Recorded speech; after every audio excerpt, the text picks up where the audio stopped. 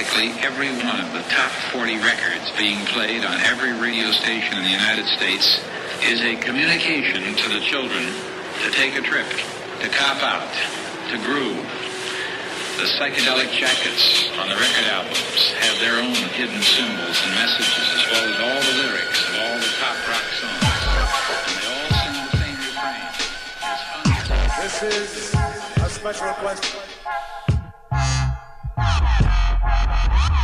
We don't want you to smoke genetically modified ganja. We want you to smoke the real thing. We want you to smoke the natural herb. Some call it marijuana, some call it sensibilia, some call it lamb's bread, and some people call it ganja. Welcome to another Adam Dunn Show. I'm Adam Dunn, your host. And I am Mitch Shenassa, your co-host. We improvised the format there. You like that? Yeah, I like that. We are here on our 35th episode, I believe it is. Six? I don't know. Something like somewhere. I'm on it, man. I'm on it. 35. Okay. I got 35 toes. I know what's up. So this show was supposed to be a completely lighthearted, fun, and exciting show, all wrapping up the Cannabis Cup that we just came back from out in Santa Rosa. And we will talk about that. But then there's a lot of stuff going on around in the last... Well, while you guys were at the Cup, pretty much in the last those 4 days we were gone, it seemed like it was the end of Mercury retrograde too. So I'm sure that was it was the total exactly and the trend of it, like where everyone was like just super miscommunicating, misunderstanding, beefing hard, and then where everyone was like still disagreeing but doing so reasonably, and you know. Mm-hmm. So part of this show will be going over all those craziness that went down and looking at the future of cannabis and hopefully helping steer it in the right direction. I guess that's that's what we're trying to do. And no, I was just going to say I want to know about the Cup before we get into the heavy shit. Yeah. Because I wanted the light show, man. I know. We've been having like show after show, which has been getting more. It's not that they're so heavy. They're just our subjects getting deeper and deeper. And some of them are, obviously people are, they're choosing sides and we're getting all this, but we're actually not even about sides. We're more about just this is a great time to say that the views represented in the Adam Dunn Show we blew up no way are the views shared by our sponsors and are in no way endorsed by iCannabis Radio, and we have to cover that's that. Yeah, please nobody consider suing us because we don't get paid to do this. But so the Cup went really interesting. I'd say it was hot. That was first word I'd say. Hot. Everybody said, "How's the Cup?" I just say, "Hot." How hot was it? It was so hot. That's how the format of the response. I understand, but no, my back of my neck was just look. You guys both look. Fried. You got some color. We got color. The back of my the first day was just. I mean, the second day wasn't as bad, I don't think, but the first day we were there that Saturday. I have a suggestion to High Times. I'll just throw it out there right now. I lived in Amsterdam for 21 years, yeah. Cannabis Cup out there is in November, which is Thanksgiving. Let me just give you a scenario. A really good person cannot go to every single cup and still hang out with his own family. So that turns every person who goes to Amsterdam into the black sheep of the family after they go to their 5th or 6th or 10th cup. Yeah? Like you always blow off Thanksgiving. You have to. There's no way around it. The awards are on Thanksgiving. So here's my suggestion. I want to hear your suggestion. But Switch. I do Switch and do Cali and Thanksgiving? Of course. Who would not want to go to Cali and Thanksgiving? Well, bring the whole fam? Of course. You can afford to. You can afford to bring the family. More so than Amsterdam. Can't do Amsterdam. Nobody brings the family to Amsterdam for Thanksgiving. That's not a very family-fun place. I did. Cali, you can take them to the amusement park. You can do something fun. But anyway, in general, think about the cannabis that's available in California in November compared to the cannabis that's available in July. Why do I want to go there in July and smoke indoor weed or last year's harvest? I would want to go there and smoke this year's harvest right after harvest, pretty much. When it's perfectly cured. Oh, wow, we're on the iPhone. We're on the iPhone. Wow. Technology.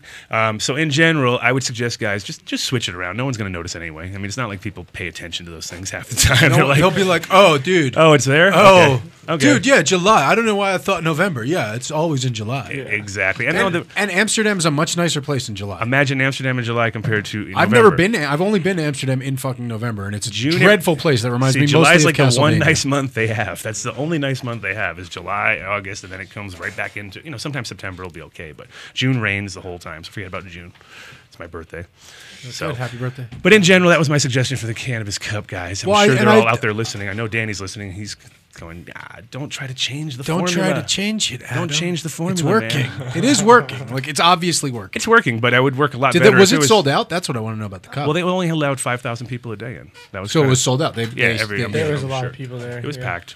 So it's working, obviously. But the thing about there, I mean, there is like tons of plants everywhere. People were Weed. I mean, to the point where it was literally gardens full. People had a whole garden at their booth, blocked How in long with was tables. setup? And also, what kind of idiots We didn't make setup. put their like? If they don't Well, sell by the all those third day, plants- though, those plants looked torched. Yeah, Remember? that's what they I'm were saying. selling They off were- fully flowering plants with 1 week left for $150 with full buds on them. were they swag? But yes, they after were. 3 they days were, of the sorry. sun, yeah. They Well, were yeah, bleached yeah. out. They were all bleached out because they were indoor plants that came outside. Well, I Never- mean, like, but never when seen the if sun. you and they were picked it like, up, if you showed up like first thing on first day, and were You like, might have "Yup, been able to I'm pull in." it They off. got yeah. a good plant, yeah. Maybe. So that's the That trick wasn't- if you want to try to buy a live plant at a Cali Cannabis Cup. But no, overall though, there was it was all the usual suspects, obviously, and being a Cali-based thing, it was interesting to see because I like to see all the Europeans that show up, and that made the dedication to get there. But overall, I mean, it was a lot smaller than the Denver Cup. I I'd was have to say expecting it to be bigger. It was a lot No, smaller. it never is. Well, Denver was my first cup, so my first no, cup Denver was 40,000 people. Here's the deal: Denver's basically you got to think of like the national cup, Right. and the others are like regionals. You know what I mean? Like because everyone can smoke here. In Cali, you don't think of it because you're a vendor, but Right, in but Cali, technically, what we were doing in California was illegal because no, you're a vendor.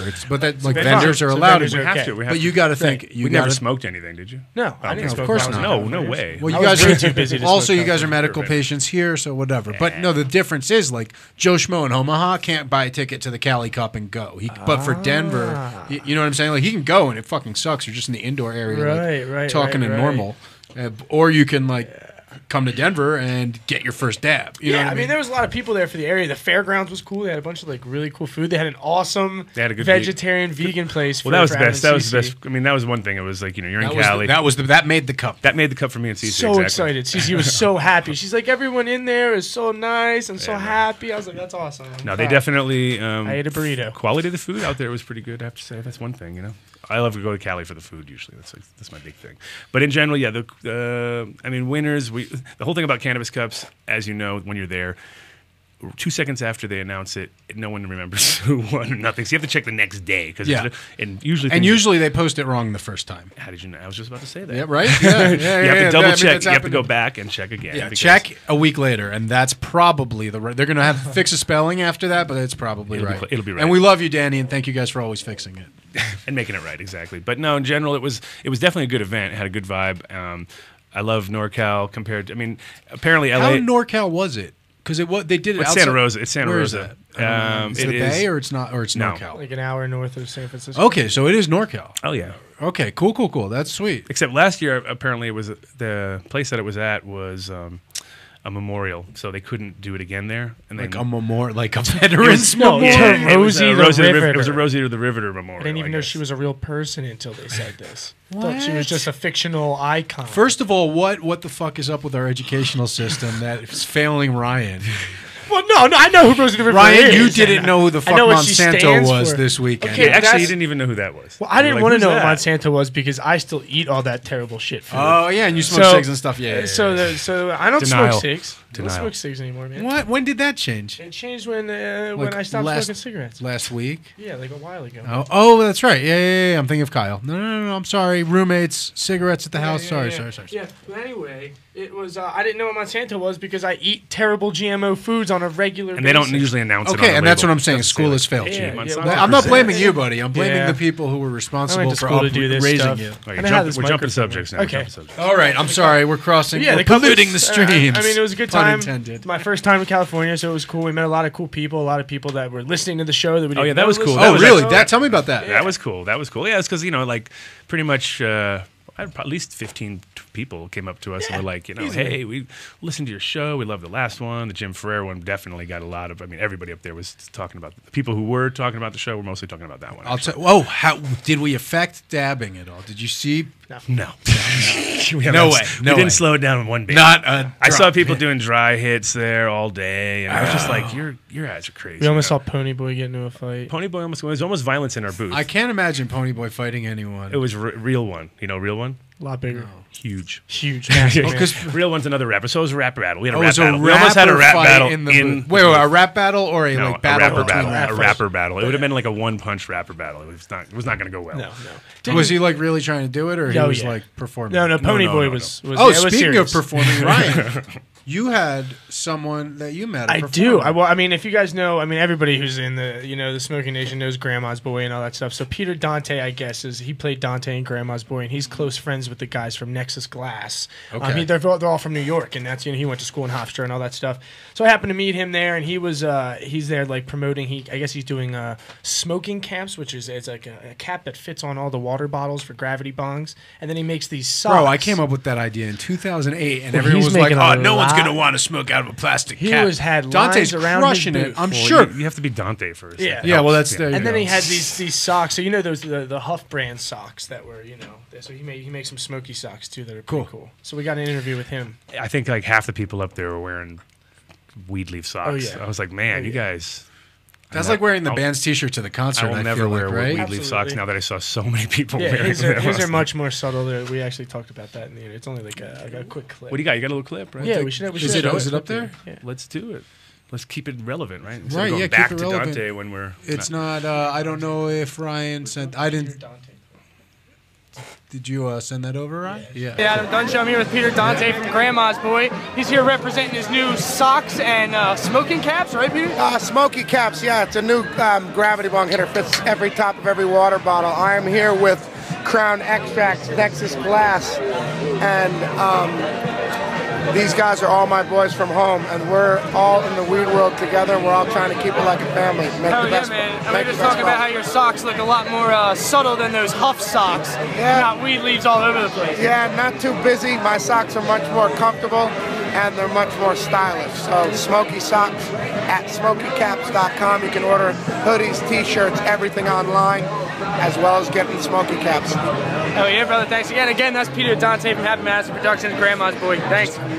There you go. There was your star-studded moment in Cali. See, Yeah, this is his first time to California was too, the so first he time. got to go to Cali. He got to meet a star. There you go. That's pretty Worked out much well. the. And he got the Cali sunglasses and everything. And he Like, got the I Sublime had the sunglasses. Sublime Yeah, sunglasses. I mean, how much we- more Cali could it be? We pretty much Cali'd you out. And then I have to real quick, just all the people that we made a promise to. I Yeah. mean, we have, the guys from this, these guys gave me this smoking case here, which Adam actually doesn't like too much. The Eye Chief with the rolling papers. I like it. It's pretty solid. Adam is like the master of rolling papers. Take concealed. the rolling papers out, please, and And show then the me guys how from convenient they are. Canister hooked me up with this Yeah, there you grinder go. here, That which was was it. pretty solid. The You guys got at easy Stoke, going. always real nice. They hooked us up with like one of these little dab guys that hooks onto my He did- keychain. And then the guys from that we shared the booth with, Officially Genius. Oh, yeah, yeah. So cool. Oh, dude, you shared. So, Dude. dude, I mean, he hooked me up with one of the Pizza Cat shirts. I got one of these glass Oh, yeah, we're pendants gonna have from that Pizza Rocco Cat on the guy. show, you know Pizza that. Cat is going to be on the show. The guys from Officially Genius were super, You know super Pizza nice. Cat? You guys know Pizza Cat? You know Pizza Cat. Pizza Cat. Yeah. It's his cat. He's Pizza Cat. Yeah. So It's anyway, his cat. we're getting him on the show. So, yeah, everybody was... know Pizza Cat? Everybody was really cool. All right. I'm talking real Pizza Cat, not fake Pizza Not Cat. not a Not a knockoff. referential. Not a Yeah, knockoff. And We're then, talking guys, the it's OG. the slick pad. We gotta I mean, shoot that's the shot how we that do, out, too. though. It's always that's what the Adam Dunn Show's about, right? Authentic, real deal. No 100% knockoffs. authentic. Okay. Except for this. What's this? This is a knockoff. Speaking of 100% authentic, let's shout out Way to Grow. Oh, yeah. For underwriting the show and in no way endorsing the views of this show necessarily. Especially this one. Yeah. But 6 yeah, shops all over the state. all over Colorado. Are they Delivery still if you doing got the it, if EPAP you need sale? it. But yeah, I believe so. It's $400 full EPAP setup. If you're setting up a mid-size would you say mid to large size project? pretty Even much a small yeah. size project? Small's tough because of the heat factor usually. Because you want to keep it when you have like a 4 to 6 lighter or something like that. And then anything less than that, I'd say just you're probably too small for that sort of heat. And But you know what? Go over to Way to Grow and they'll tell you the same thing, right? Like go over there. Yeah, they'll ask give you them. the right. They'll give you all the specs you need, and you can give them all your info, what you're trying to do. And they'll make it work. Waytogrow.net too, really good resource. They have like white papers and technical explanations, comparisons of different lighting, all kinds of stuff. So check them out. And that EPAP sale is a blistering one, no pun intended. Also shout out our other underwriter. Oh no, let's go right to the news. We'll talk about them later. Yeah. News time. Hey, forget about them. Forget about them. No, I'm getting confused. So on the news time, schedule. huh? Yeah. All right. Well, there's a lot of news. I mean, July 1st was a deadline for a lot of people here in this town, which if you weren't in compliance by July 1st, you were going to be booted. And coincidentally enough, every single person became within compliance or shut down beforehand. So Well, of there's course, you got it. absolutely nobody was out of line, which, that's the way we need to self-regulate ourselves. You don't Speaking want of that, did you see that other story that I didn't print? No, wow. I mean, I don't know if you actually read the news or just what. what I print on Wednesdays, but they did like the sting operation of all the rec shops. And Oh, yeah, they sent found in, zero underage. nobody was not in compliance. Or underage. Or underage yeah, in any way. all Yeah, those like things. everybody, self-regulating, good job. That's what we're talking about all show, I guess. Cheers, in a way. Colorado. Oh, yeah, that's awesome. That's how we rise together. And then What else you got, bud? I don't know, Oh, that truck. The truck, It was the yes. food truck you were telling me about. food truck, exactly. That and it is they're calling it the Munchies, right? That's the name of the truck. I don't but it's an acronym for something, right? It's sandwich. Sandwich. There you go. I thought Thanks, Crunch. sandwich was Sandwich? Is that the name of the truck? It's the name of the truck Oh, okay, and an cool. acronym. Oh. What is that an acronym for, Crunch? You got that? Oh yes. Find the acronym. I believe it's safer alternative No, to it's savory medicine. accessibility. Oh, savory accessibility. Oh yeah. Something like that. Yeah, I mean, Yeah. you No, know. it was savory accessibility, marijuana infused culinary happiness. What? It doesn't make sense, but whatever. It's cool. I love acronyms that just don't really make any sense, but When they threw like the word. force it, they're like, Yeah. we really want it to be sandwich, marijuana, culinary. International I got it. Yeah. something. Yeah, make up just words. But anyway, yeah, they're making edibles out of the truck. They've got 4 items. One's called the Thanksgiving. It's a grilled turkey sandwich with stuffing, homemade gravy, and cranberry chutney on cornbread. Bomb. Oh, Sounds good if I ate the turkey part. Then they do a peanut butter and jelly, which is 5-grain bread boasting homemade nut butter, banana infused honey, a jelly blend of blueberries, raspberries, strawberries, blackberries, cherry, and pomegranate. Bacon bits optional. See, they're looking you out. Thank Crunchy, you. as my Thanks resident weird science chef, which nobody knows that. How would one infuse honey with banana? That sounds like bullshit to me. No, it's not. No. It was butter, banana, then infused honey. So it was not been infused I see. with banana. I see. Okay, I apologize. So then they have a Vietnamese pork banh mi sandwich, which pulled pork was Banh mi. my favorite. Everyone knows that. Pickled cabbage, vegetables, sriracha, alioli, and infused garlic butter on a French roll. They're trying pretty hard. I mean, Yeah, they're definitely putting And then the the last one is condiments just truffle together. popcorn. So I guess that's the easiest one for pretty much what I'm eating is peanut butter jelly and truffle popcorn. Sounds really good. nutritious. They are in Seattle, yeah? Seattle. And- They actually something started else? here. No, they started here. They started here at the Cup, right? Yeah, Is it they the were- Magic Butter guys? Yes, it Magical is the Butter? It is the Magical Butter guys. They were they're awesome, man. I know their stuff. they're And they do really small portions, obviously, because they don't want to get into the same problems with the Maureen Dowd situation. You know, they eat 16 Rookies? of those. Yeah, the rook syndrome. They're Well, keeping so that we should maybe talk about a special batch at the next Cup. for them. You mean? Yeah, for us. Oh, Just for our us. booth. Yeah, of course. And then also, let's see, we got Utah's now going to allow Did you- extract for kids with epilepsy, but that's going to be for just pure CBD, right? That won't even work for them. It's brought to you by Realm of Caring and the Stanley Brothers. Oh, look, Charlie's Law. Yeah. So it's a one strain state or what? It's a It's one like a one-horse cannabinoid town. It's like state. a one-horse town, but you're now one. It's a one cannabinoid state, so it's like a one. You know, like if you got cancer, Yeah. tough shit. Too bad. You know? Epilepsy. This is the epileptic AIDS, state. AIDS, fuck you. You know, you got an epileptic kid. Cool. Stop shaking. All right. Here you go. Yeah. Here you go, some weed. And hey, I don't disagree with that, but hey, like there's a hierarchy of scales, dude. Like, I'd like to, like where does that line drawn? Like who's like, okay, epilepsy is totally okay for the. well, it's just like you won't give it but- to a 70-year-old person with cancer, but you'll give it because you're not sure of the effects, Right. right? But you'll give it to a kid who has epilepsy. Like everything about that is like you're clearly not thinking. You're not thinking. There's no rational way of aligning those two things. Yeah. Well, I mean, it's classic. This is going to be one of those. This will be like a line in the sand right here for a lot of states where they're going to jump on board with this program thinking it's a great one, not real, and then hopefully the educated states or the educated people will actually show them the light that you can't do it all with one. Or the That's- listeners to this show, like could do it. listeners in Utah, contact your people, tell them that they're I would great like to- intentions. I would like to know who our listeners in Utah are. Actually, call in if you're in Utah. Give us. If you're in Utah, call us right now. We know we need some people out there for sure. And then the big news today, because October 1st is officially when we're going to be able to do vendors and people will be able to, anybody now, pretty much, unless you have felonies and et cetera, but pretty much anybody who fits the criteria can start a marijuana business today in Colorado. Now, You can't really like come in, pay your money, and open the door. no, tonight. you still need to. There still needs to be. It's just a difference of you don't have to be a center or already have a shop to now apply. So it's opening the doors for everybody. Now this is going to be interesting to see what happens to the prices, the quality, all of the above. I think that independent growers are obviously going to be able to produce better quality. Now, will they be able to get rid of it enough? That's the problem. You know what I mean? Because I don't know. Once you get like hundreds of other people on board and that's all they're doing all day is just growing, and they're good growers and they're not wasting time and energy like the other guys were doing before because they were trying to do 10 different things at once, they're going to be able to grow a lot of weed really fast. You know what I mean? And there's going to be a glut. You know there is. I mean, because there's just seasons, you know.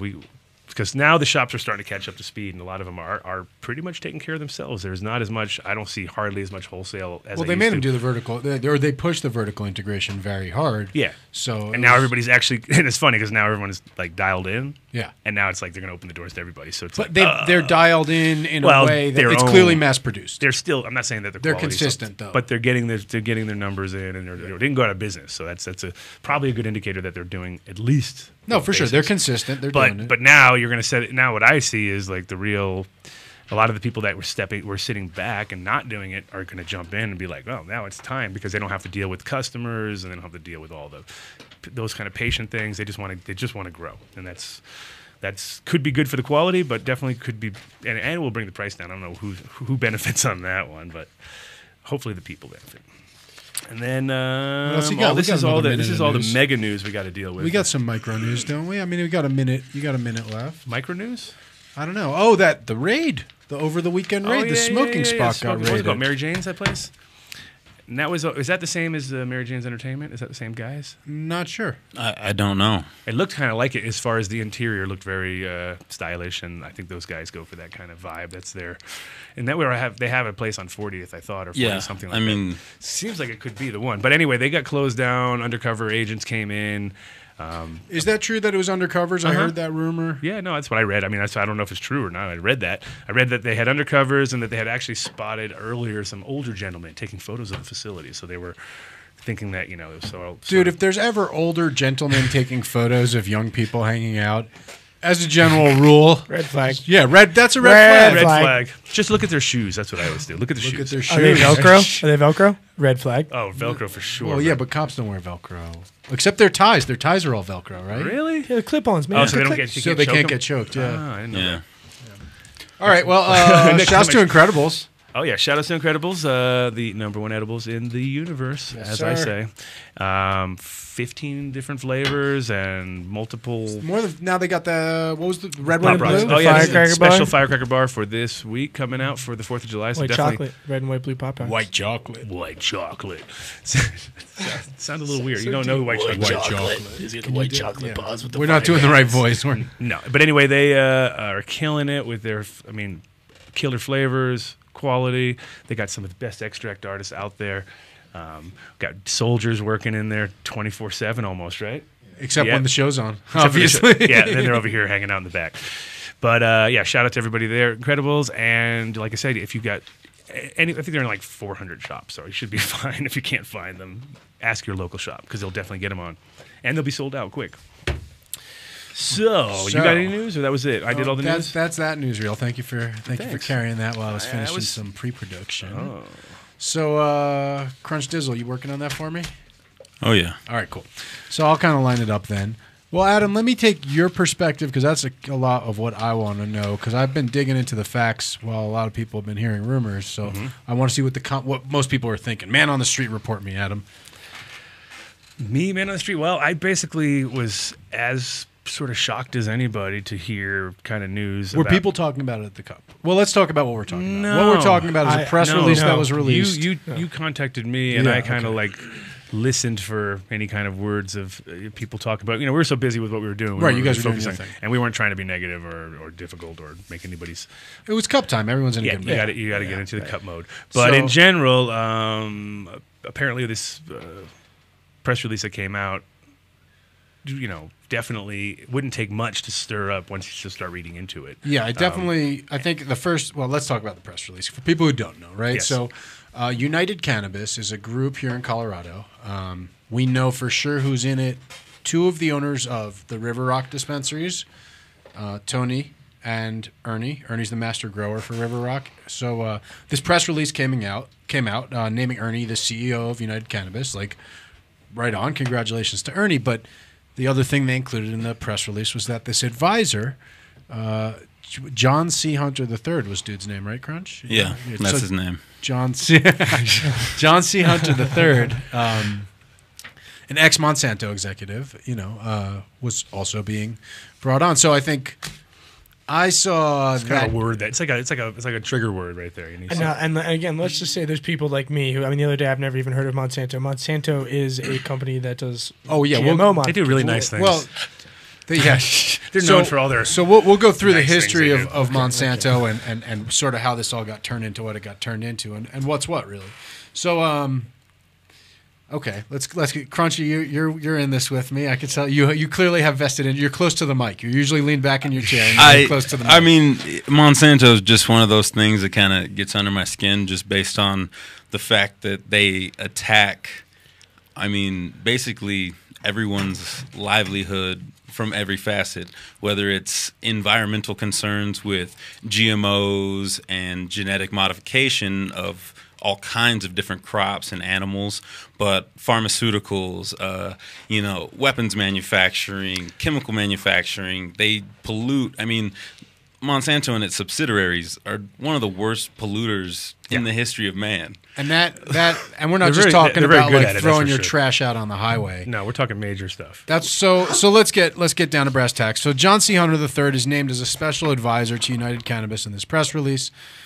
And they say that he's an ex-Monsanto exec, and that's the long and short of it on that particular press release. An activist, Chris Custer, posted that online with the phrase "Monsanto is in cannabis," or River Rock. Sorry, he linked it directly. Monsanto is in River Rock, and made assumptions that that was I think as far as he actually took it. I had to ask, as this was a pretty interesting story, because I have the same exact concerns Crunchy has, and additional ones about their patenting of life, their prosecuting of farmers whose get seeded with their crops, their fields get seeded with their crops by the wind to take their land. Monsanto has a track record of doing everything that's like there's shit that's legal, but it's not right. Mm-hmm. We all know that. They sometimes through loopholes. But they change the rules. They're right, or sometimes through lobbying. They just change the rules. That's all. And that's another piece. Monsanto's record of infiltrating the government and industries to further their upcoming objectives that's what they do. Yeah. Like they're really good at that. Yeah. They acquired Blackwater. Is that true, Crunchy? They acquired part of Blackwater, but part of Blackwater's Total Intel, which is a group created by a few foreign nationals and a few ex-CIA operatives. Basically, they offer mercenary work for any corporation, any government, to basically infiltrate and take down in a clandestine operation anyone who opposes you. So with all this said, obviously we don't think John C. Hunter, at least I don't think John C. Hunter III is working for, it's like an ex-CIA operative working for Monsanto's shady spy arm. A lot of people then became concerned when they saw his name linked with Monsanto that he was involved in GMOs, because that's another thing Monsanto is. That's what they're famous for. That's what they're known for all over Facebook. But no, like from the research I did, and I'll get into it, Hunter's career never took him near the agricultural department that developed GMOs. It did definitely take him near the chemical department that developed Roundup, which was phase 1 of Monsanto's plan to develop Roundup Ready. Documents have shown the Roundup Ready genetic modifications came as part of the plan, and phase 1 was develop Roundup glyphosate. Is that the deal? And that was very closely related to Agent Orange, which was deployed in Southeast Asia while John C. Hunter, and I should say this, the U.S. government contracted like 10 different chemical companies, DuPont, Monsanto, all the big ones you could think of, were all contracted to make Agent Orange. Which he's worked for both. I didn't find that he had worked for DuPont. That's interesting. Well, he was he worked for Hercules, Okay. which was actually part of DuPont. He sits on the board, currently sits Yeah. on the board of Hercules. Well, Hercules is no longer its own entity. Right, it got acquired. Yes. But so DuPont was busted up by antitrust acts in the 20s, and Hercules was part of that antitrust busting. So Hercules actually is a DuPont company. They just had to separate several manufacturing components. So Does the ownership overlap between Hercules and DuPont? it did in the 40s. So I mean, one could go to. Shares get handed down Exactly. for sure. Yeah. Okay, so that's some new news I'm processing right now. I thought he had just broken away, and then the other, he also sits on the board of Energizer Batteries or Energizer Holdings, which is a spinoff of Energizer Batteries. I didn't look too deep into them, but I gotta imagine there's something there if they recently spun off, and some executives I saw were happy, some were upset. I'm not going to look into the details of that because I just do want to focus on really getting the facts straight. So he had nothing to do with making GMOs, designing GMOs, probably with planting GMOs. His entire background's chemistry. But he was in the chemical division in Southeast Asia while they were spraying Agent Orange in Southeast Asia. And yes, all these different companies did make Agent Orange. The thing was, and everyone, and even on Monsanto's official statement on their website, is, the U.S. government gave us the process. But for some reason, Monsanto's contained 10 times the levels of dioxin, which is like the really toxic part of Agent Orange kills plants, but dioxin kills people and fish and everything fucking else. So Monsanto's contained the most, and it proved that they knew that it was more harmful. Quality. They had the quality. Yeah, they only did the bomb. They the did unpurged. They had the heady. They had the heady one there. So we got the heady Agent Orange. Oh man! So if there was an herbicide cup, they'd win. Yeah, they'd be killing it. They'd kill it. Sweep all categories. So he was there, and then he continued in their chemicals division. Yeah, Crunch. Yeah, and then he ended up, and that chemicals division, starting before he got there, somewhere in the 40s, started developing products with this compound called PCB in them. Yes. Yeah, PCB. PCB, and very well known, very terrible thing. It's a bad chemical. It's why they changed all the water bottles. You remember when they changed the Nalgene bottles and they were like, "Oh, we're now making it out of a different plastic." That's because they used to be PCB, and it causes. Well, we have a little clip. I don't know if I'm ready to drop it now, but this is. We can wait a little bit and bring it into the story a little. We have a little audio clip from the documentary. What is it? Monsanto's View of the World or something like that. Yeah. And yeah, I mean, I sliced it up a little bit. I tried not to have any editorializing in it. We'll see it. We don't do produce clips on this show, but I thought it was a good way to bring people up to speed. So let's bring it forward a little. So John C. Hunter III, from the other perspective, right? Like everything else other than the press release, what I've been able to fill in is that, first of all, he's not in a paid position, and he owns no shares of United Cannabis. That's very clear. And I do have to thank Tony from United Cannabis for speaking to me while he's actually out of the country. That was really awesome. And we had despite disagreeing, we were able to do it respectfully, and I was able to get some good statements. He said, number one, no Monsantos are coming into or owning any part of. He said, you just said no Monsantos. So I'm editorializing a bit, but I think he's saying no Monsantos are coming into or owning any part of River Rock. Of United Cannabis or River Rock. Two, no Norton, the other owner in United Cannabis. Norton is the other owner of River Rock, and he is not in United Cannabis. Three, John C. Hunter III, the guy ex-Monsanto dude, is only an advisor to Ernie, and that's the master grower of River Rock, who is now CEO of United Cannabis. So this guy's advising Ernie, only to help out United Cannabis. And he was not involved in GMOs, which we said, or the agricultural program, which we also said. And that he is a financial guy, but you're not a business executive without being a financial guy. That's, so let's... I don't know why this one's in here, but I'm going to read it. Tony is not working with the feds, the DEA, or Monsanto's for any reason. I didn't really ask about any of that, but that's in here.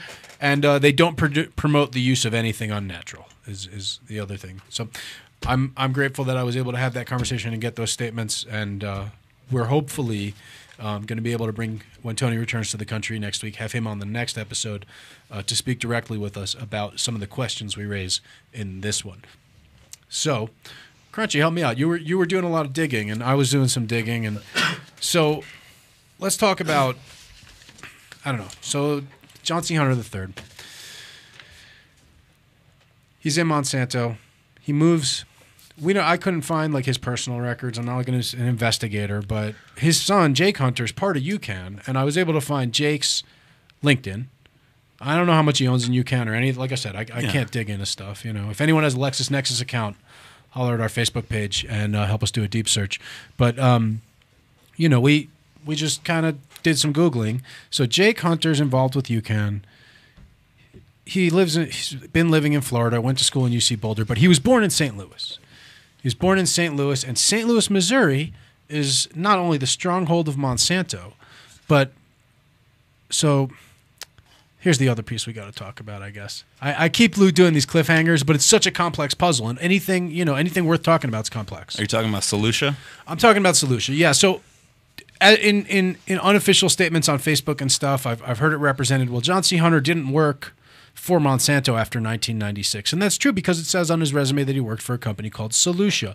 But if you look on Monsanto's own website, talking in their About Us section, they say that St. Lucia is their chemical division. They used to be Monsanto Chemical. They got a reputation as a chemical production company. They wanted to go into agricultural sciences.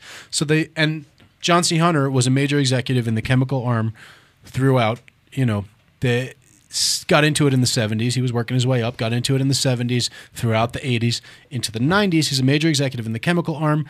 Monsanto decides that they're going to spin out the chemical arm into another company called St. Lucia, wholly owned by Monsanto, and that the brand Monsanto is going to focus on agriculture. So now St. Lucia is doing the chemistry, as they've always have under a different name, still owned entirely by Monsanto. So he didn't stop working for Monsanto until St. Lucia in 2004, right? Yeah, 2004. All of a sudden, it's off his resume. Well, so what happened while John C. Hunter was in charge of this arm and at St. Lucia? Chris, if you can line up that clip now, let me know when you're ready. Give me like a thumbs up. Okay, so this is from... Terry was my baby brother. He died in 1971 from a cancer of the brains, or a tumor of the brains, cancer of the lungs, and hurries of the heart. He was 16. In the last 3 years, I have lost more friends. They died from illnesses, cancer, sugar diabetes, hepatitis, all these different ailments that comes with PCBs, and they have been related to PCB. But every one of these homes was like contaminated. They just cleaned that yard up over there to the right about 6 months ago. See this grass right here? They buried PCBs over here. This is Snow Creek right here, where they put the cement in here. It comes from the plant, discharging to PCBs all the way down through here. And it was poisoning. They never told anybody. It was only when lawyers went to court on behalf of people in Anniston and forced the company through the legal system to disclose these internal secret documents that we knew what they knew. They knew the truth from the very beginning. They lied about it. They hid the truth from their neighbors. They hid the truth, in many cases, from the government authorities. How much you have in you? 63.8 in the blood. In the blood. If they took a fatty biopsy of him now, he probably would top the scales of about 3,000 or 4,000 parts per billion or more. Acceptable is 2 parts per billion. That's standard all around the world. But these people, we have more in our bloods and in our body than actually anywhere else in the world. We all talks about it because it became a household word now. Kids used to run up to me, Mr. Baker, I got tested. I had 3 parts per billion in my blood. How long do you think I got? So that was a pretty gripping. So that was a dude that was a lifelong resident of that's from the documentary The World According to Monsanto. Check it out, it's all over the place. So that's a dude from this place, Anniston, Alabama, right? But John C. Hunter wasn't in Anniston, Alabama. He probably knew nothing about that. But the thing is, that was only one of the huge PCB contamination incidents with that we have. Crunch, you have a bunch of paper in front of you. The rest of the stuff that you printed out towards the end there in that email, yeah. So I think this will take us pretty much through it. I don't really want to even belabor the point, but there have been multiple cities where Monsanto was found to be dumping PCBs. Pretty much everywhere they had a plant. Just from the Wikipedia, only from the Wikipedia. There's Anniston, Alabama, Springfield, Massachusetts, Delaware River, the Nitro, West Virginia plant, Sauget, Illinois. That was a big one. 2006, this is the one, St. Louis, Missouri. So in 1995, a fire, this is the right near there, right where they were living. It's that plant. In 1995, a fire alerted officials to the potential dangers of the 11-acre site, and environmental investigators turned up buried drums of hazardous materials, asbestos, and high levels of lead and polychlorinated biphenyls. According to the consent decree, 61,650 tons of soil contaminated with PCBs and lead was removed from the site, as were more than 800 buried drums. Buried drums, like that sounds like you bury things when you don't want people to find them, right? Oh, yeah. It's like when I was growing up in Rhode Island, I used to go break into the Navy base over there and find all these weird shit. I'd open up like a bunker or something and see all these like rotting like barrels. And, of course, as a kid, the first thing you're going to do is go around and play on top of them. But, now I wonder, like, what the hell was in that stuff? Because there was some crazy shit. So starting in 1982, which we definitely know that Hunter was there, right? Some 2,000 people were relocated from Times Beach, Missouri. That's right down the river from Old St. Louis, where the big plant that Hunter was in. Well, I can't confirm yet that Hunter was definitely employed there, but I can confirm that his son lived, was born and raised near there, and it seems that they still have a close relationship. So I assume that Pops was in the area, and considering he was running the division that was there according to his own bio, it makes sense to believe that he was there. 2,000 people were relocated because of PCB contamination. The government ordered the town evacuated. So after that, the Chocolate Bayou plant in Texas had a benzene leak. John C. Hunter's in Texas. I don't know if he was there at the time. He lived there. I can't necessarily link him. So the funny thing is, you might be like, well, everyone makes mistakes, dude. You dump some shit and shit spills. You got some guy, right? He works down in the loading dock and he's taking a shortcut so he can go take a smoke break or whatever, right? But the thing is, then in court, Monsanto, at a congressional hearing in 1986, medical specialists from Monsanto regular medical specialists denounced a National Cancer Institute study disputing that formaldehyde causes cancer that was developed by Monsanto and DuPont scientists. So Monsanto's infiltration of the government is well known on all sorts of levels. You can just Google the phrase Monsanto revolving door and read for yourself. They put their scientists in it to do the research to say that formaldehyde, which is known for like 100 years now everywhere, causes cancer, doesn't cause cancer because they dump so much formaldehyde that they don't want to get in trouble.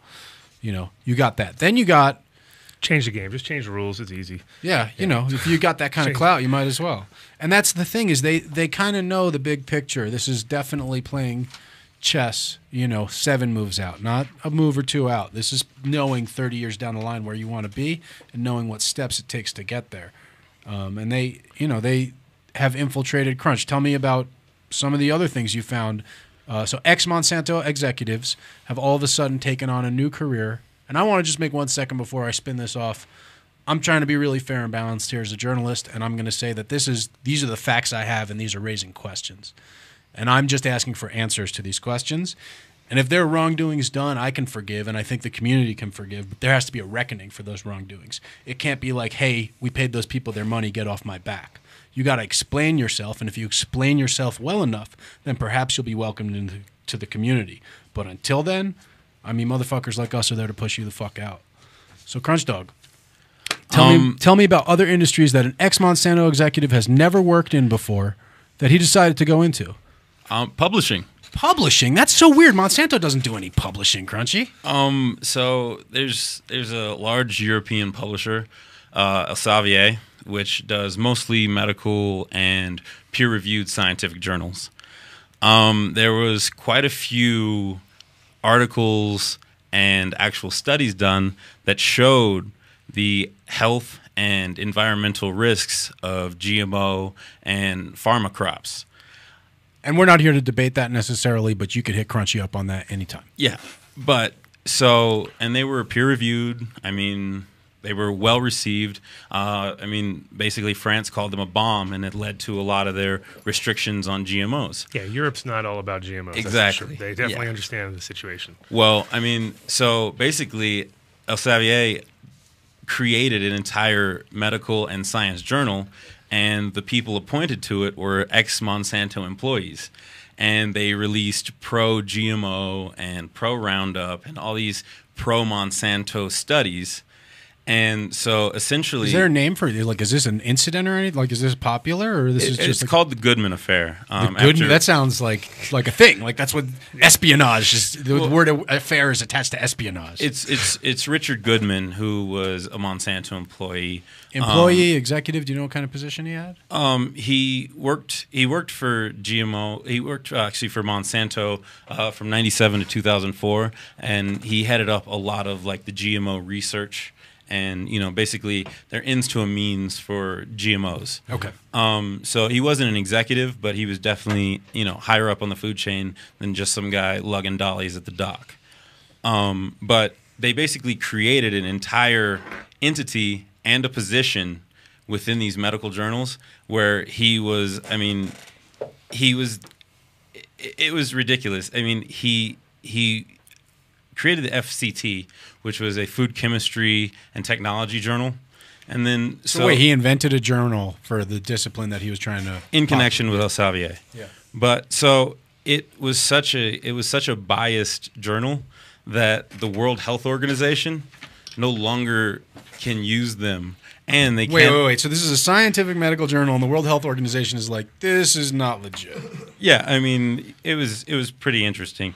But there's also Goodman has an involvement with the International Life Sciences Institute, which is basically a nonprofit that Monsanto runs for, you know, figuring out how to approach world health through GMOs and Monsanto products. And the World Health Organization can't use them either based on where their funding comes from. I mean, there was a huge outcry in the UN and the World Health Organization from around the world. Like, you can't use the people who were trying to, you know, basically regulate Yeah. as you know, the lobbyists for everything that's going on. So I mean, it's just it's crazy. I mean, most of these you know, scientific journals are just dummies. They're, you know, they publish a few small papers from other scientists, but essentially it's just an advertisement for Monsanto products. Sure. It's almost like the pharmaceutical industry, how it runs, and you're just like, wait a minute, this, like, you can't, you know, blatantly lie into a piece of face as long as you do it in the right way. Elsevier did one too that was based on the pharmaceutical companies. Right. So, yeah. I bet. It seems like the perfect model for them. Yeah. So to bring it through, I was able to get my history a little more in line here. So we're talking about what the Monsanto chemical divisions have been proven in courts to have done, while John C. Hunter III was an executive in them. 1990, EPA chemists allege fraud in Monsanto's 1979 dioxin study, which found exposure to the chemical doesn't increase cancer risks, which they knew did increase cancer risks as far back as the 40s, according to internal memos. Same with PCBs. 1991, a year later, because you know I'm into giving people second chances. You fuck up, you pay your debt, you learned your lesson, move on. 1991, Monsanto is fined $1.2 million for trying to conceal the discharge of contaminated wastewater into the Mystic River in Connecticut.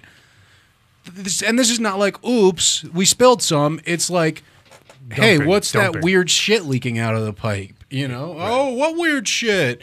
Oh, the weird shit that you have fucking papers telling people to spill down the fucking pipe.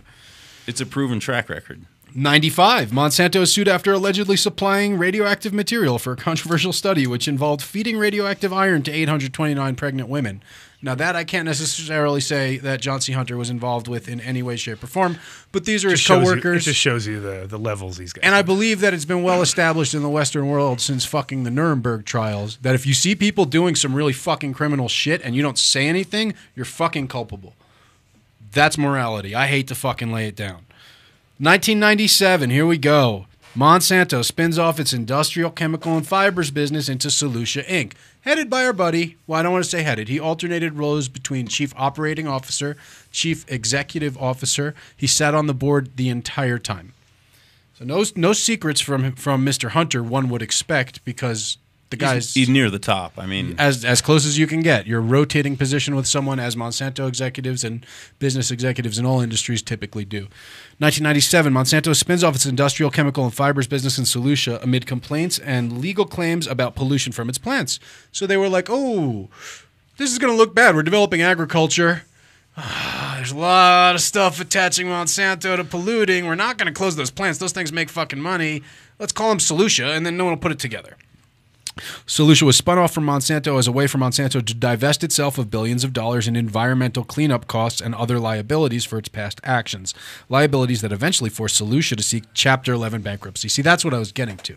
See, John C. Hunter worked at St. Lucia until 2004, and then he left. Like, oh my God, he had a change of heart, and he's been living at a fucking Buddhist monastery for a decade. No dice.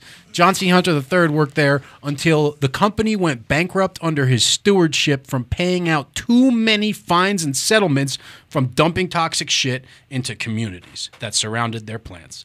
That's the facts.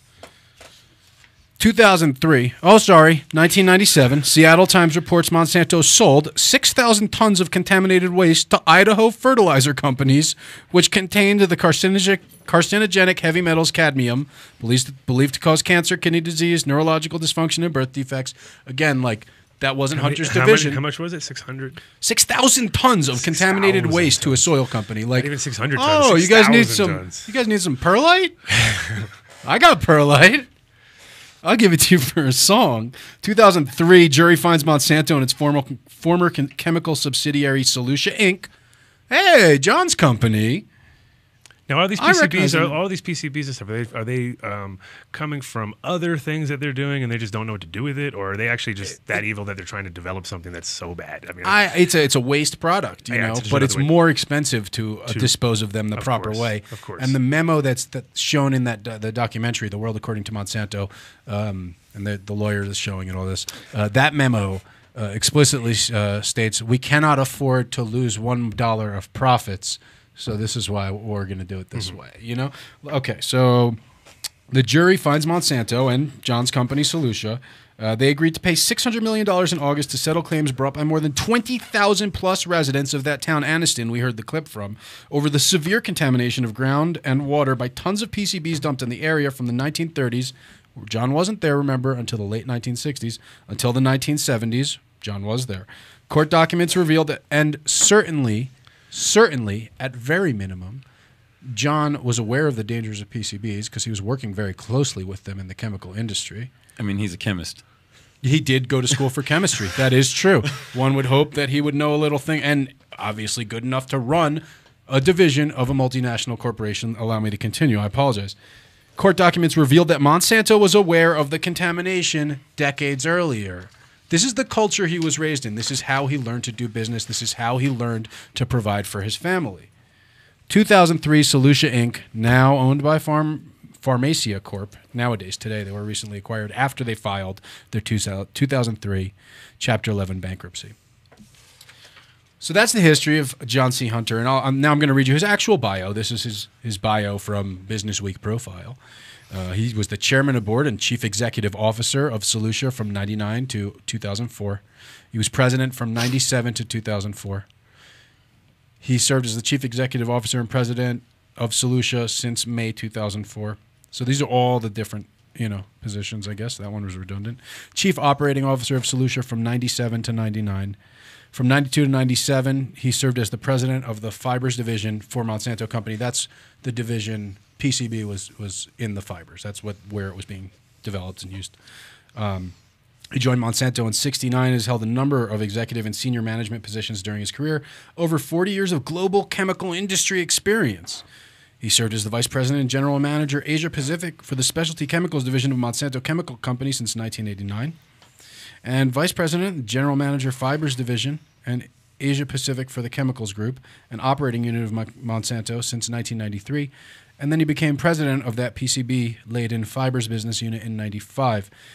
He's been a director of Featuerd Corporation since '98. Crunch. Pentane? What'd you say? Yeah. Oh, I thought he invented Pentane. Crunch, bring me up to speed on the Featuerd Corporation. What do you know about Featuerd? Is that Featuerd oil or is that? I don't know about them, but he's been an independent director of KMG Chemicals Inc. since May 2011. That's what the only thing it says he currently does. If you check that out, KMG? What's that? That's his chemical company. Just, you know. I'm pretty sure they're still dealing with PCBs, and they're keeping them clean, though. They're like disposing of them in the right way now, but definitely still PCB. I mean, that's what it says. He's been a director of Energizer Holdings since 2005, the battery company. He's been a member of the advisory board of United Cannabis Corporation since June 24th this year, just last week. He served as director of Hercules Incorporated since 2002. Crunchy, what's Hercules Incorporated? I mean, as I went over it, I mean, it was part of DuPont. It was basically DuPont's arms chemicals arm. And because Hercules is like obviously the tough guy company that makes shit for the Army, right? They make smokeless powders. They make Simtex. And recently they've done space exploration shit too, which is cool. Because I mean they had a rocket propulsion. Yeah, I guess if you could shoot a rocket into space to blow missile up propulsion shit. development. So I mean, but a lot of their missiles were deemed too unsafe to be used by the U.S. military, so they went with European missile manufacturers instead. But I mean, Hercules is now owned by the same company that owns Valvoline, and they have a huge track record of chemical spills and environmental problems. And we're not just talking, and you know, again, we're talking about. I'm not saying that John C. Hunter pulled the lever that dumped any of this stuff. I'm not saying that John C. Hunter went down there and said, "What is that, toxic waste? Well, dump that shit in the river." I'm saying that John C. Hunter was in a position to know about all of these things. And at no point did he stand up, like the people in this room do, and say, you know what? Fuck my paycheck. This shit's wrong. Dude, if I see a faucet running and no one's around, I'm going to turn it off. Exactly. You have a responsibility. You see two people fighting? You make an observation, you have a responsibility. That's what it comes down to. You can ignore that responsibility, but I mean, and this is my opinion. Well, it's the same as if you're held accountable if somebody murdered somebody and you saw it, you don't say something. It's the same deal. Yeah, you're just as accountable at that point. You didn't kill the person, but you didn't say nothing. So, come on now. But I mean, that's basic. I feel like if you look at John C. Hunter's track record, I mean, he's a chemical guy.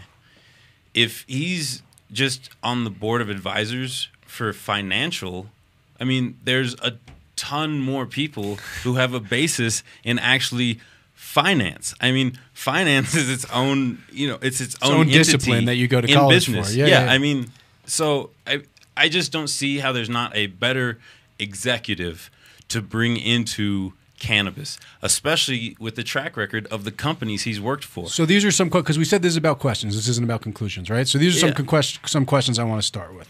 One, United Cannabis. Did you guys know John C. Hunter's track record, or did you just know him as Jake's dad? Two, if you only knew him as Jake's dad, did you consider doing deep background research and actual corporate due diligence on someone that you were going to issue a press release about? Three, if you knew about John C. Hunter, did you confront him about it, or did you just give him a pass? Four, and this is one thing I've heard that John C. Hunter has turned over a new leaf. This is what has come through the rumor mill, that everyone is kind of in agreement that John has decided to come out of retirement because he believes in this cause, because he wants to save people, because I don't fucking know, but I know that people that under John's lead, people that John could have fucking stopped, caused hundreds of thousands of proven cases of cancer, and they knew they would do it, and John didn't do a goddamn thing to stop it. So how many cases of cancer is he going to fucking cure?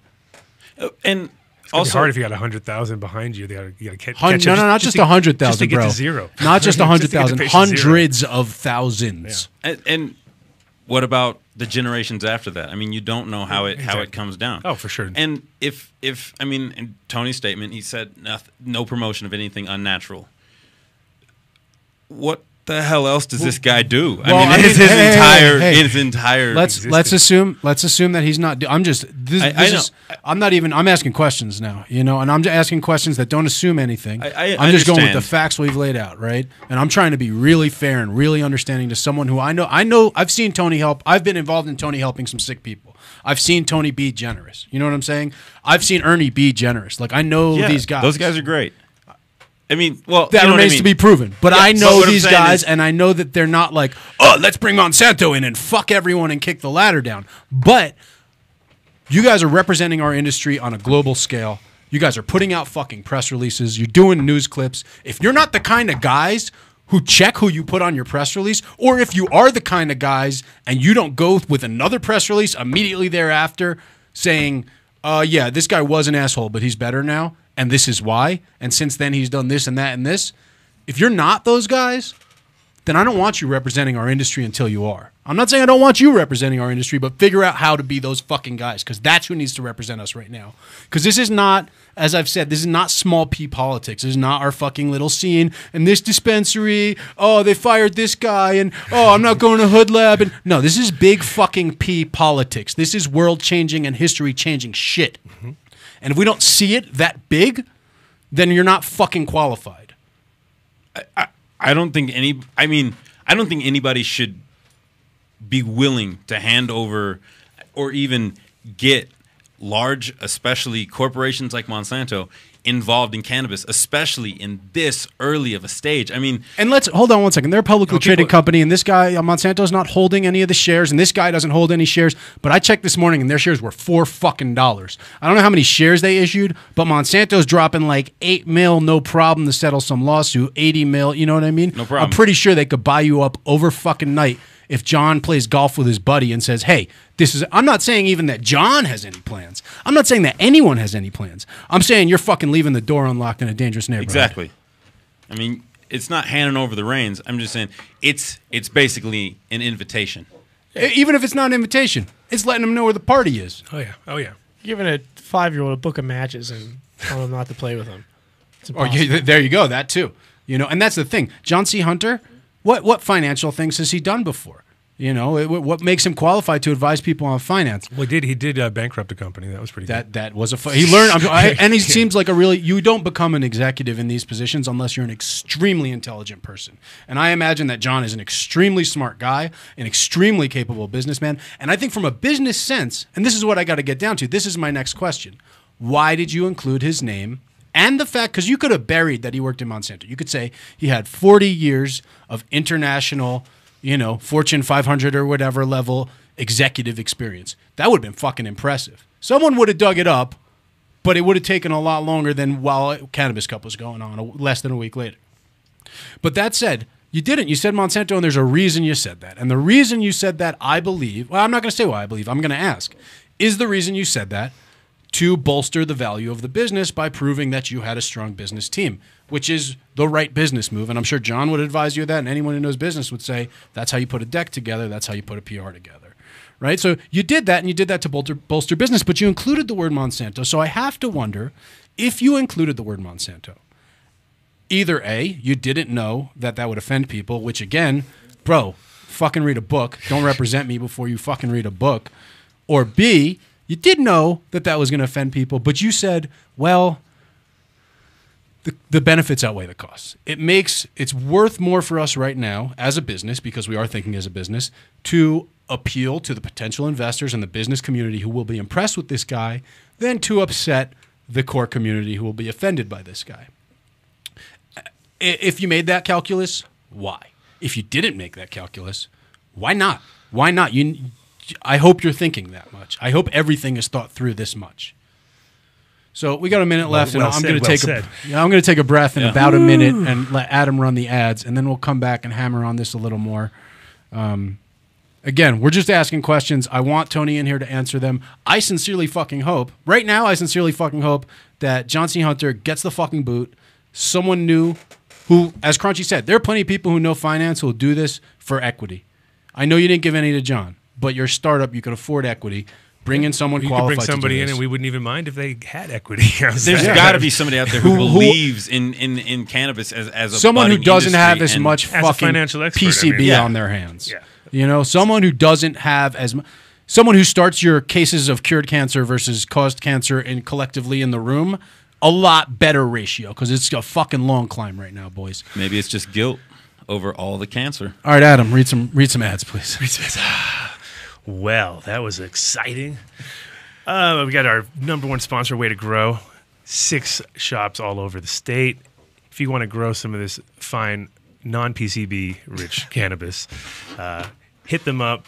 they'll get you with some nice organic, which would be nice. Good change of heart after this discussion. Get you some good organic fertilizers, and right now they're having an EPAP sale, $400 out the door, which is the best light out of the market right now. Great coverage, 2-year lasting bulb, and like I said, just if you want to upgrade, this is the time to go. They do delivery, waytogrow.net, but they said keep that if you really need us. They don't need to be running around for one bottle or something like that. And like I said, 6 shops. Biggest store and the newest store is here, South Platte River, 1051 here in Denver, and it's a 20,000 square foot facility, getting bigger by the day as far as stock and stuff. Anything you need is there. Friendly staff, super helpful, and they are very knowledgeable. So, and our other sponsor, big one out there, Incredibles, #1 edibles in the universe. 15 flavors, all new Pop Rocks laden.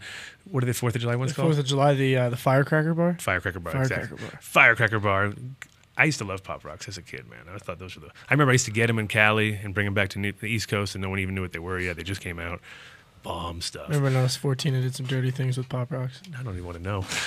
I don't want to know about the dirty things you did with Pop Incredibles, Rocks. Yeah, I mean, they have so many bars, dude. It's like the Makiba bar, if you're a vegan or you want to have a little healthy angle, the Makiba bars, they've got the Incredipills, which are great if you need just to get the job done. You're not looking for that super sweet flavor, but if you're looking for the super sweet flavor, they got too many flavors, blueberries, and they got the Boulder bars. They got Peach bar, Monkey bar. I'm chilled out now, guys. Okay, that's better. I'm better. I needed a breath. Okay, we're down. Too many. I had 3 yerba mates instead of 2. And you might as well hit the Build a Soil since you're all feeling good now. Since yeah, and let's talk about organics, guys. Go to buildasoil.com. Living organics, sustainable things that help the earth instead of hurting it, and good people, local people running it. I saw they just got a write-up in their local newspaper. Shouts to Jeremy at Build a Soil. We love those guys. And what's their website? It's Build a Soil. If you Google Build a Soil, you'll find it. I think it's buildasoil.com, and they have great white papers on there. And we're gonna set up a coupon code with them and a special report really soon here.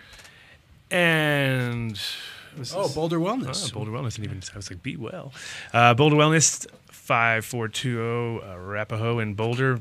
Great if you want organic medicine, that's the place to go. These guys, top notch. You can pick up some THC flavors there. They've got their Be Well Kush, which won a bunch of cups. They are crushing it. So they haven't gone rec yet, so you still have to be medical to go there, but it's coming soon. Coming soon to you. All right. So I'm thinking, let's settle things down. Ryan, you got some music? Yeah, let's settle things down. Some heavy metal. Let's chill things out. Settle things down with some metal. Yeah, let's mellow it down. With my buddies back in the Philadelphia way, they're from up near Reading. They just had their first EP released. They're a little heavier, so if you, for faint of heart, turn your radios down for about 4 minutes. Yeah, turn your headphones down. But these guys, they're super young. They're just like 26, 25 years old, and the name of the band is Varroa. Do they know who Monsanto is yet? At least? They all know who Monsanto is. Okay, they're not like me. They're well educated. But yeah, they just released their first EP. You guys can check them out at facebook.com/wearevarroa, and you can also YouTube them at Varroa. Can you spell Varroa, bud? It's going to be VARROA. I'm glad you did that because I had it wrong. No worries. So yeah, this track is off their new album, and it is this track's called Labeler. So enjoy, guys. All right, we got.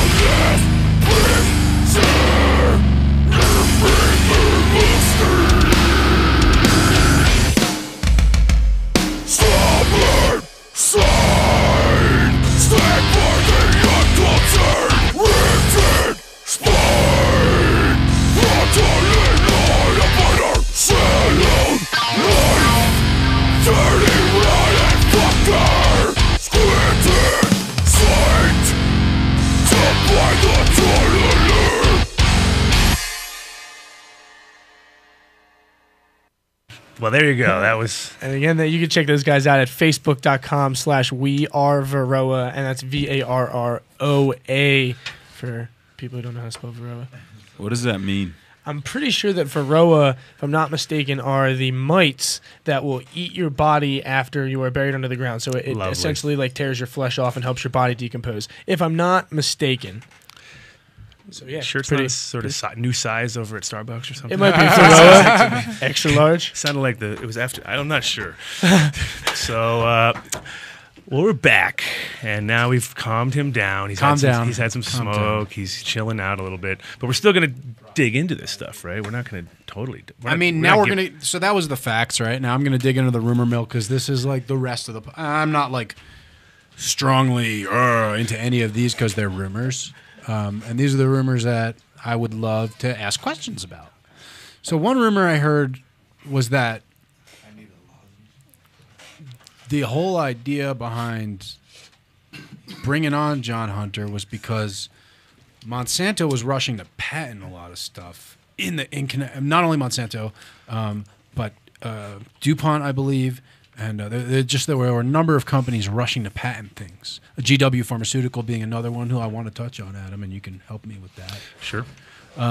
But that these guys were rushing to file these patents on cannabinoids, and so the goal here, the real smart thing, was to block them from doing it by beating them to the punch. But obviously, that's not how patents work. And again, did you not get that part?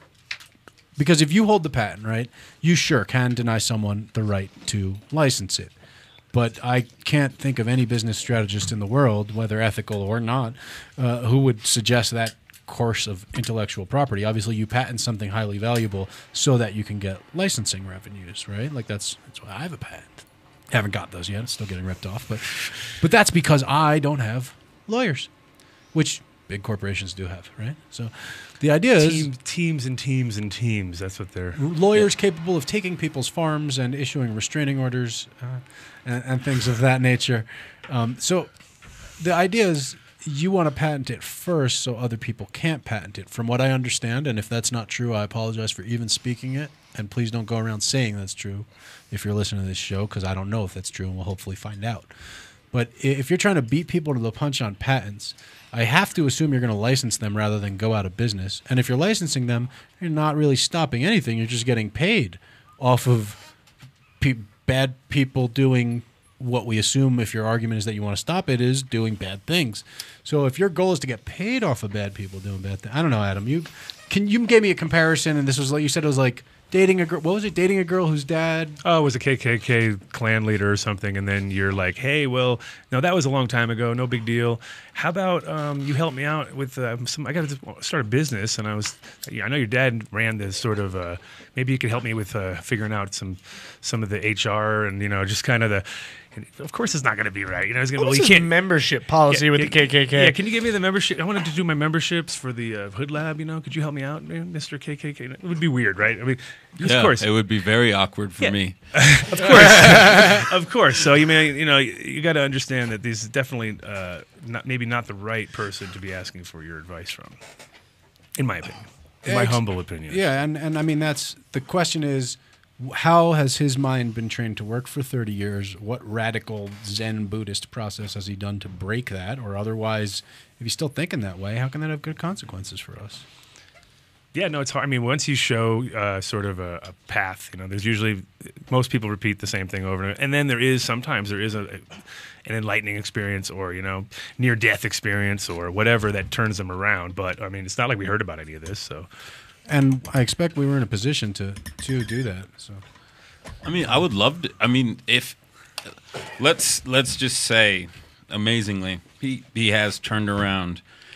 I would love to hear the story on why he's involved in this, just based on because I mean, let's say it's an amazing altruistic story since he's not in a paid position.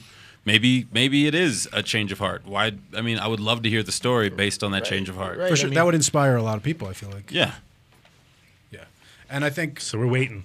Well, and we're waiting for that story. No. Tony said he's going to they're putting out a video, like a little video bio that will cover that. I don't know into what depth or how long. I wonder what the theme music's going to be like. Lil Wayne. Speaking of things that people will be releasing, I do know that I want to dispel some rumors here.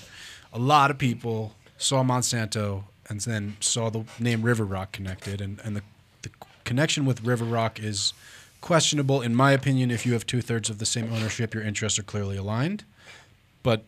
And also you can put out a press release like 3 or 4 weeks ago saying pretty much exactly that.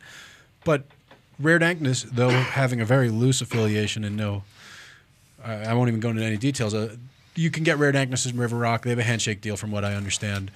But they're not into this. And a lot of people spun this into Rare Dankness having something to do with GMOs based on a somewhat distorted screenshot that was passed on the internet. And people, you need to do your research. That's it really hurt a lot of good people. And not just in like it fucked up their weekend, but... that shit's not cool. Do your research before you start. It's awesome that we have whistleblowers, but please do your research. That's Adam. You've been accused of what? Being a CIA agent and oh yeah. What else? Well, I mean, the CIA agent was just probably people not understanding that my company was called CIA. So I was like, I own the CIA. What are you talking about? I ran the whole thing. But no, that was there.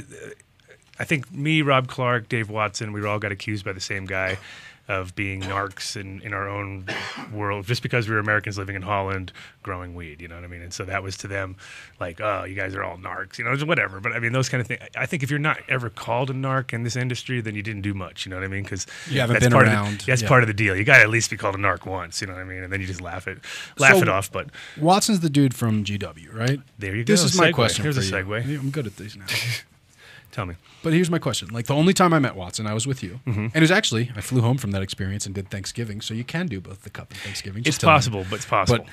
But you missed the cup, actually. But Watson, I'll say Watson, he did not seem like an evil man. He seemed like a kindly, like the Santa Claus of hashish, I would call him. He's a grumpy guy, but he's definitely not in the evil aspect. That's the funny thing. He's been accused of so many things by so many people, but because of jealousy, because he was able to grow, greenhouses full of cannabis when nobody else could do that. Everything had to be, you could do it clandestine, but he was doing it openly with government grants, basically. And of course, an American in Holland made all the Dutch people very jealous.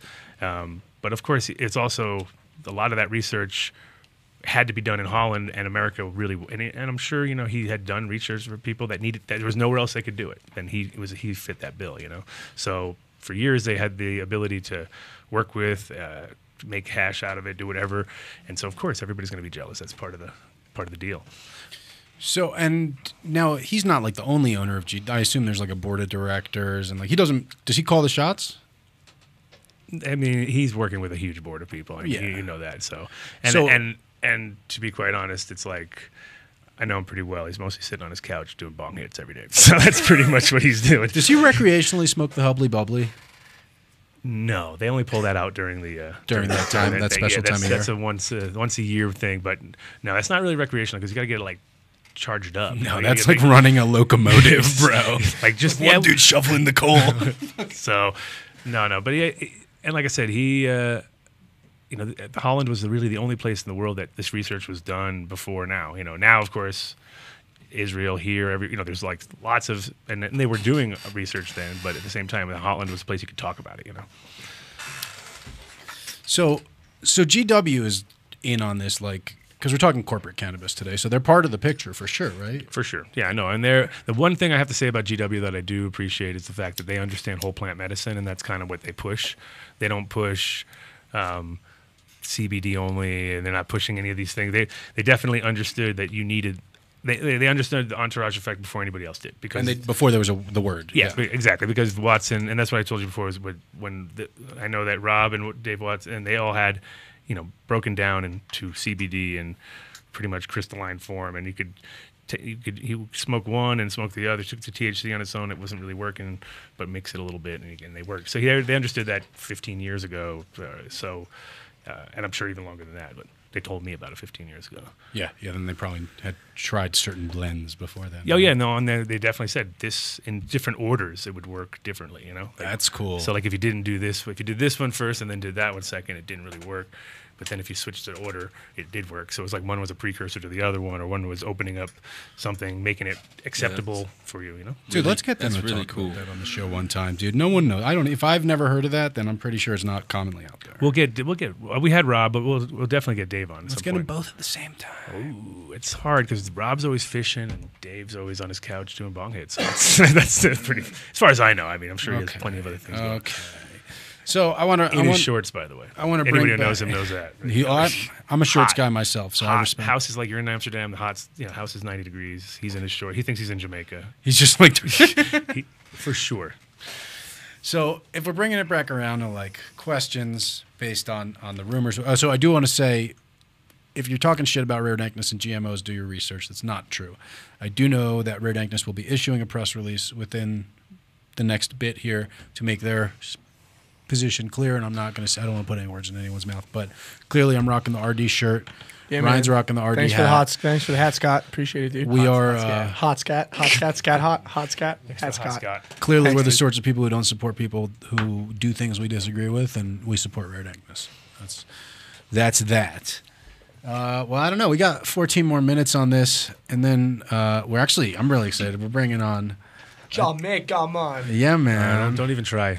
Yeah, that was bad. That was terrible. That was really for bad. a dude who was a roadie for really reggae mad. bands. Yeah. That was really bad. You know what? Bad. Someone needs to have Kojak do a bunch of samples for us. It's that's going to a good happen. idea. Thank That's a good you. idea. We can do that. Yeah, I know. For sure.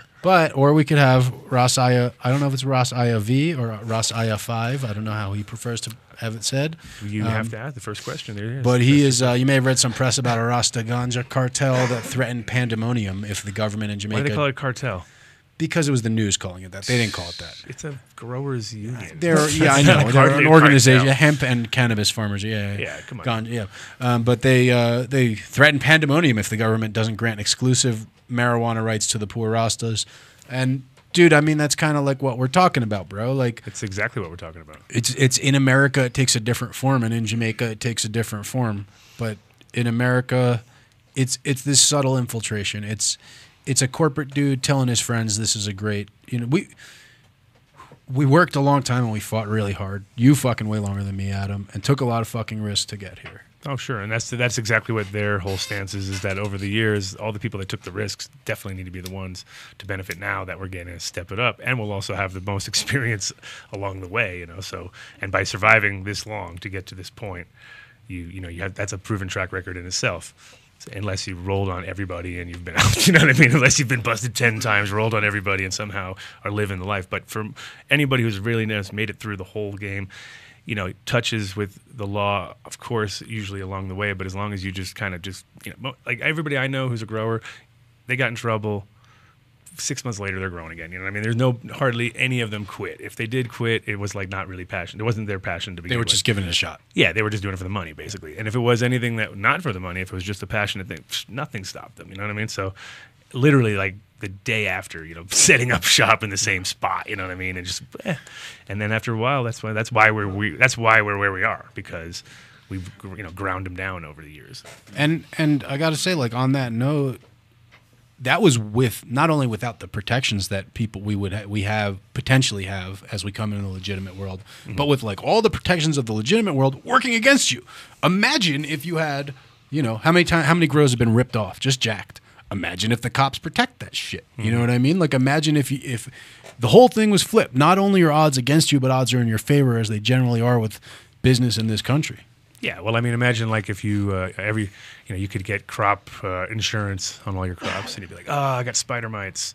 Good thing I got that crop insurance, and you go down and they pay you out, and you got enough to pay your bills, and everything's cool. And that's kind of what normal farms do. I mean, that's how things work. So and at a certain point, because of the success rate of most growers, most people wouldn't mind if I'll insure. Once in a while there'll be one or two, but for the ones that don't, especially because it's a crop insurance, you charge them a whole bunch of money for it, because it's worth $1,000 every time just to know that your $20,000 crop's covered. You know what I mean? And like I said, as things progress and get better, chances of failure are less, and there you go. You got actually viable business. And I mean, that's not to say that the big corporations aren't moving in. I know you may know more about this because I know you have the Uruguay Connects, but I've heard through the rumor mill a lot that Monsanto has like an exclusive deal to offer all the weed in Uruguay. Well, I don't know. Yeah, I mean, it's another terrible. They were talking about like putting something that they can map in it and see, like, be able to traceable gene. Yeah, exactly. So, I mean, the problem with Uruguay is the fact that they're trying to go so cheap. I mean, like, there's no point of purposely trying to grow the cheapest weed ever in the world. You know what I mean? Just because you're probably going to cut so many corners in the long run, you're going to treat it like it was just some crop. You know what I mean? And not specific to what it is. But on top of that, I mean, it's only 4 people from Uruguay. There's no tourism. There's a few things I'm not too happy about with the. It almost seems like an experiment, if I'm going to be honest. No, it is. I mean, 100%. I know that it is because I've heard of a few other companies that are now looking into human trials in Uruguay and in South Africa. So that means technically we can't do it on our home turf, even though it's legal in 2 states. Technically, they could. I'm sure they could find thousands of people that would sign up to do some trials on cannabis. You want to smoke the new with the headiest chronic ever, bro. It wouldn't be too hard. But because of the way we like to do things, we'd rather go to a third world country. It's cheaper. It costs the lawsuits are cheaper. Test it on them. In case it goes wrong. Who knows what they're even trying to test? Maybe they're trying agricultural land is really easy to steal in third world countries. Oh, they don't have good laws. Yeah. On top of that, you might pick up a few million acres while you're down there. So whatever. So I mean, when you look at all that, wait, I got to pause this for a second. Cruncher, history buff. I heard Uruguay and South Africa, they're in different continents, obviously. You don't usually hear them as the only 2 countries in a phrase. Certainly doesn't happen in the World Cup. But I feel like something like where Nazi scientists went after World War II, didn't they continue their human trials in, where was it? Uruguay, South America, in lots of different places. I mean, South America is so easy to set up with, especially with, like U.S. fruit and just like takeovers and destabilization of Central and South America and Africa. I mean, really anywhere where there's been destabilization from large governments around the world. Africa being... I mean, well, and let's not forget that until 10, 15 years ago, South Africa was literally an institutionally racist country. It's a bit longer than that, but yeah. Yeah, I mean... 20 years? In our lifetimes, for sure. Oh, yeah. And I was there right after. I was there right after it. And it was, really? It's definitely interesting. It was 90... I was there in 99, but I guess it was a few years after. I feel like they're not the sort of place that objects to Nazi scientists. Or at least during that regime, they probably would be not. I mean, fairly welcoming. I mean, there's not very many. NASA sure didn't mind. Yeah, there's not very many. There's not been very many governments. If you have enough scientific merit, who aren't willing to forgive some things. I'm gonna throw out a question here. Okay. When did Hercules Powder Corp, the rocket company, come out? Because I know that Project Paperclip, the program through which that we brought the Nazi scientists into the United States, was here specifically to work on rocketry. And I'm just curious, like, that would just be a weird We're in the hypothetical zone here. This is not. Yeah, this isn't. This is like someone Google it. I'm probably wrong, but that would just be a weird quirk because we're talking. I think about like 40s to 70s. I mean, well, again, the question is well, right after. I mean, right after it all. But we know it happened right after World War II. But the thing is, I mean, with any kind of specialty science, especially back then, that was so radical. With rocket science. Literally rocket science. Literally rocket science. When that wasn't a thing you could go to school for, because you it can wasn't basically in the books write yet. your ticket. I mean, if you're like, I own unicorns. I mean, nobody else has it. To where they're like, but I did a lot of genocide. Well, fuck it. I want a unicorn. Well, that's an interesting. Now we get into a moral discussion. Is that how we feel about this ex-John C. Hunter III guy coming into cannabis? Is it, he's selling unicorns? I don't feel like it. There's other financial people out there. He doesn't have any unicorns. Okay, for me, Crunch, that's let me for ask you this. Maybe a mutated unicorn with 4 horns or something. Then it's not even a unicorn anymore. That unicorn is so sick with cancer. It's not a horn, it's a tumor. It's not a horn, it's a tumor. Floppy horn. All right, we got five and a half minutes left, and I want to call this little segment here Crunchy Soapbox. Crunch Dog. All right, this is all I These want to are ask always you. not. They're dangerous. I know we're not. Well, but this is what I just want to specifically say. Like, I know you're strongly of the opinion that totally legal, nonviolent pressure can be put onto corporate groups through mass people communicating and putting pressure on consumer pressure. Yes? I mean, consumer pressure, social pressure, and cultural pressure. I mean, also governmental pressure.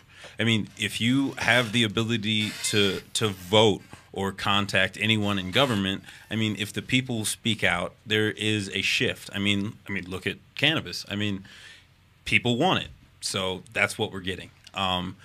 But you can stop buying anything from a company that you don't agree with. I mean, that's completely fine. I mean, there are so many avenues. If you don't support something, sometimes you do have to make a slight change in your lifestyle to where, you don't want to eat fucking Taco Bell anymore. Fucking love Taco Bell. Yeah, fuck that shit. Fuck that. Oh my god, dude! Like, how old are you, Ryan? How old are you? 24. Oh, there you go. 6 years we'll have this discussion again, my friend. I will make you lunches every day if you quit eating GMOs. That can be arranged. All right.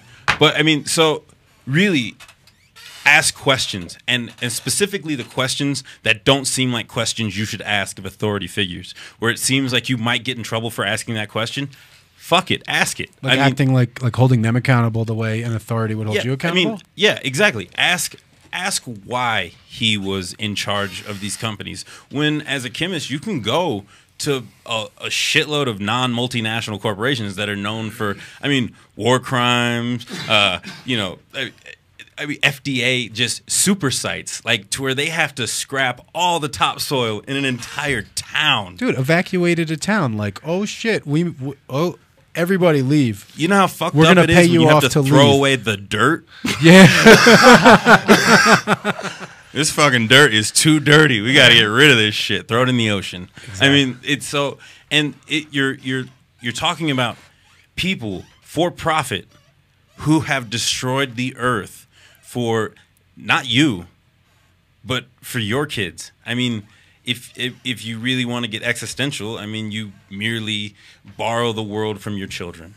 So if you don't want to do something to change the world for your kids, I mean, what the fuck are you doing? You might as well just give in. Why are That's we? what a lot of people have done already, as you can see.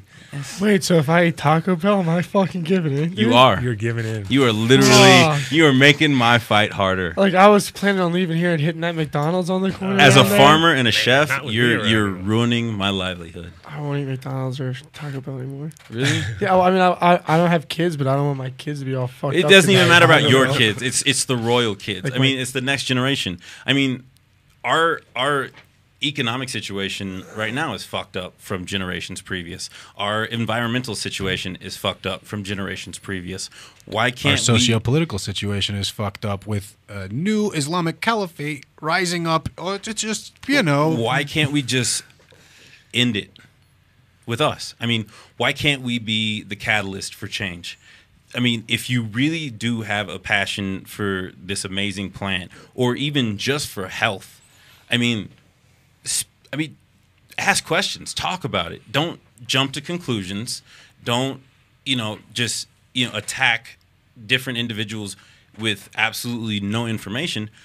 Just ask questions. And if those people can't provide questions or answers, find new people. That's it. I mean, if they're not people you want to deal with in any industry, don't invite them to the party. Just don't do it. And what if you're a consumer and you're not in a position, or what if you're someone you're a consumer? That means you're the boss of the companies. I mean, the shareholders aren't dumping their own money into a company. They're taking your money. Don't give them your fucking money. It's not that hard. I mean, I don't support GMOs, so I don't buy GMO products. I mean, especially, as when I control the food in a restaurant. So you're saying you're saying don't buy shares in United Cannabis. I'm not. Well, I know you're not saying. I'm not saying that. What would you do? How is Crunchy responding to this situation? I would have some serious questions, which I've posted. I mean, if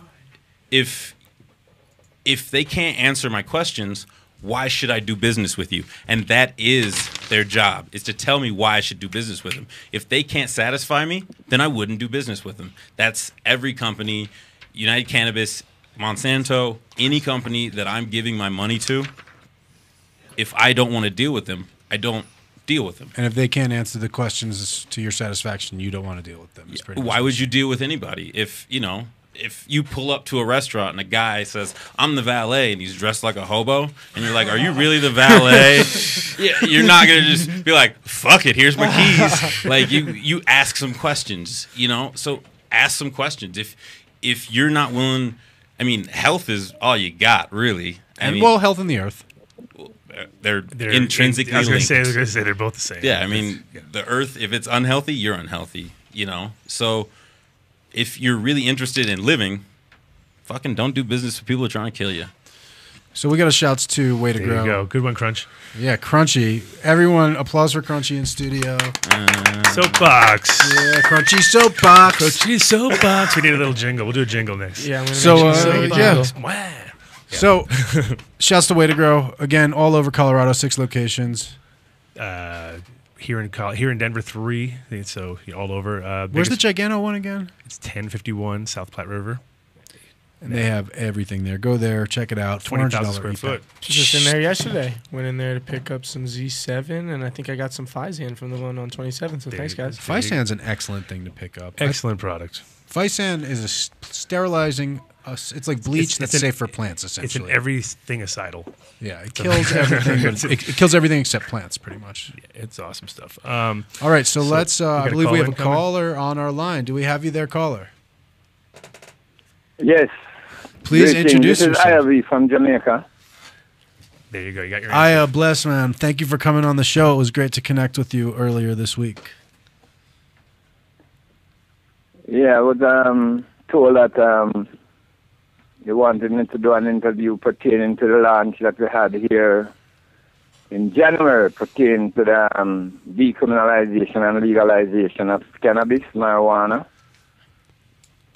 Yes, sir. Absolutely. And, we're a Grassroots. I don't know how much you were told about the show. We are a Grassroots show primarily for growers, a community-based show that goes out on the internet. And I became interested. Adam and I both became interested in you because of this excellent article that we saw in the Gleaner on March 15th.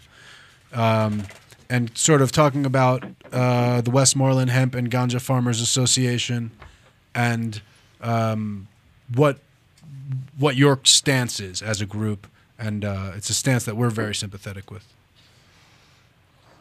Well, I mean, it's good to know that you have seen the article, But basically what we are about is, one, being a Rasta man, for years upon years, and I have always called upon the various governments to decriminalize the herbs for personal usages and for sacramental usages.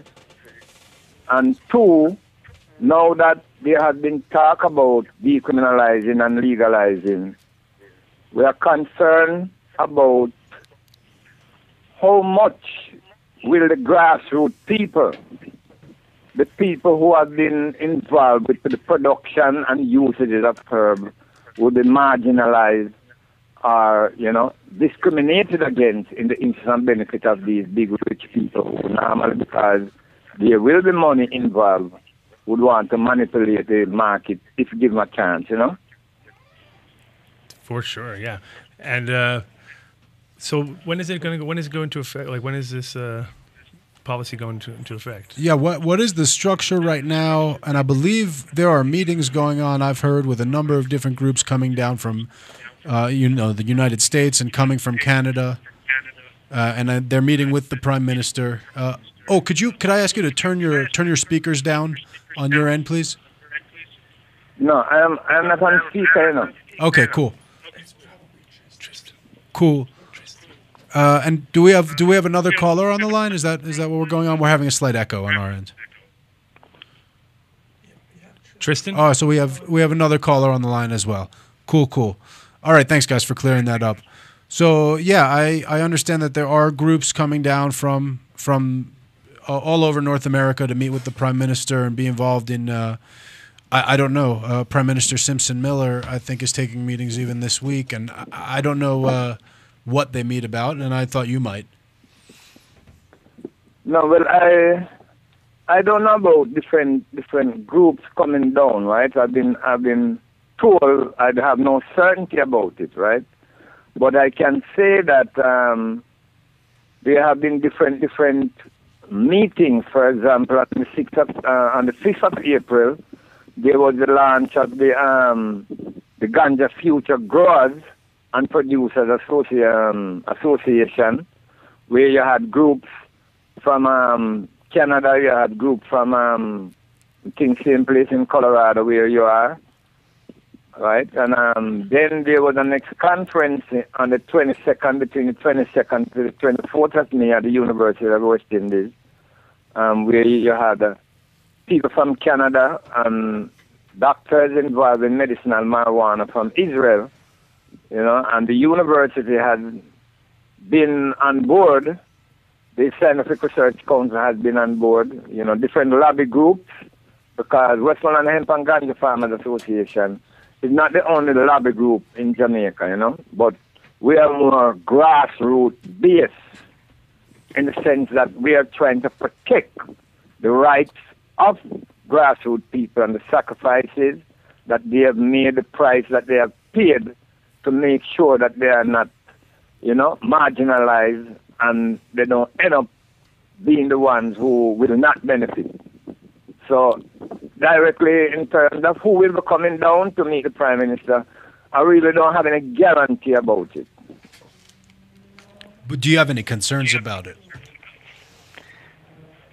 Could you repeat? Do you have any concerns about it? The concern? Yes, sir. Well, one, for years, people have been growing herb in Jamaica, grassroots people. This has been done by grassroots people, poor people, right? I mean, there was a time when the U.S. used to fund the destruction of, people's herb through sending helicopters, giving money to the Jamaican government for the destruction of people's herb, yet they would go back and plant having nothing. They go to jail, they go to prison, yet they come back and they're still enjoyed. Now, the possibility is, because there are a lot of people with money and land who want to get involved in marijuana business, in cannabis business, know that there's a possibility, and more or less, there will be, the legalization of herb ganja in Jamaica. There's a large possibility that it will take place. Now, and I know how politics, right, the type of politics that we have here in Jamaica, and the type of corruption that exists.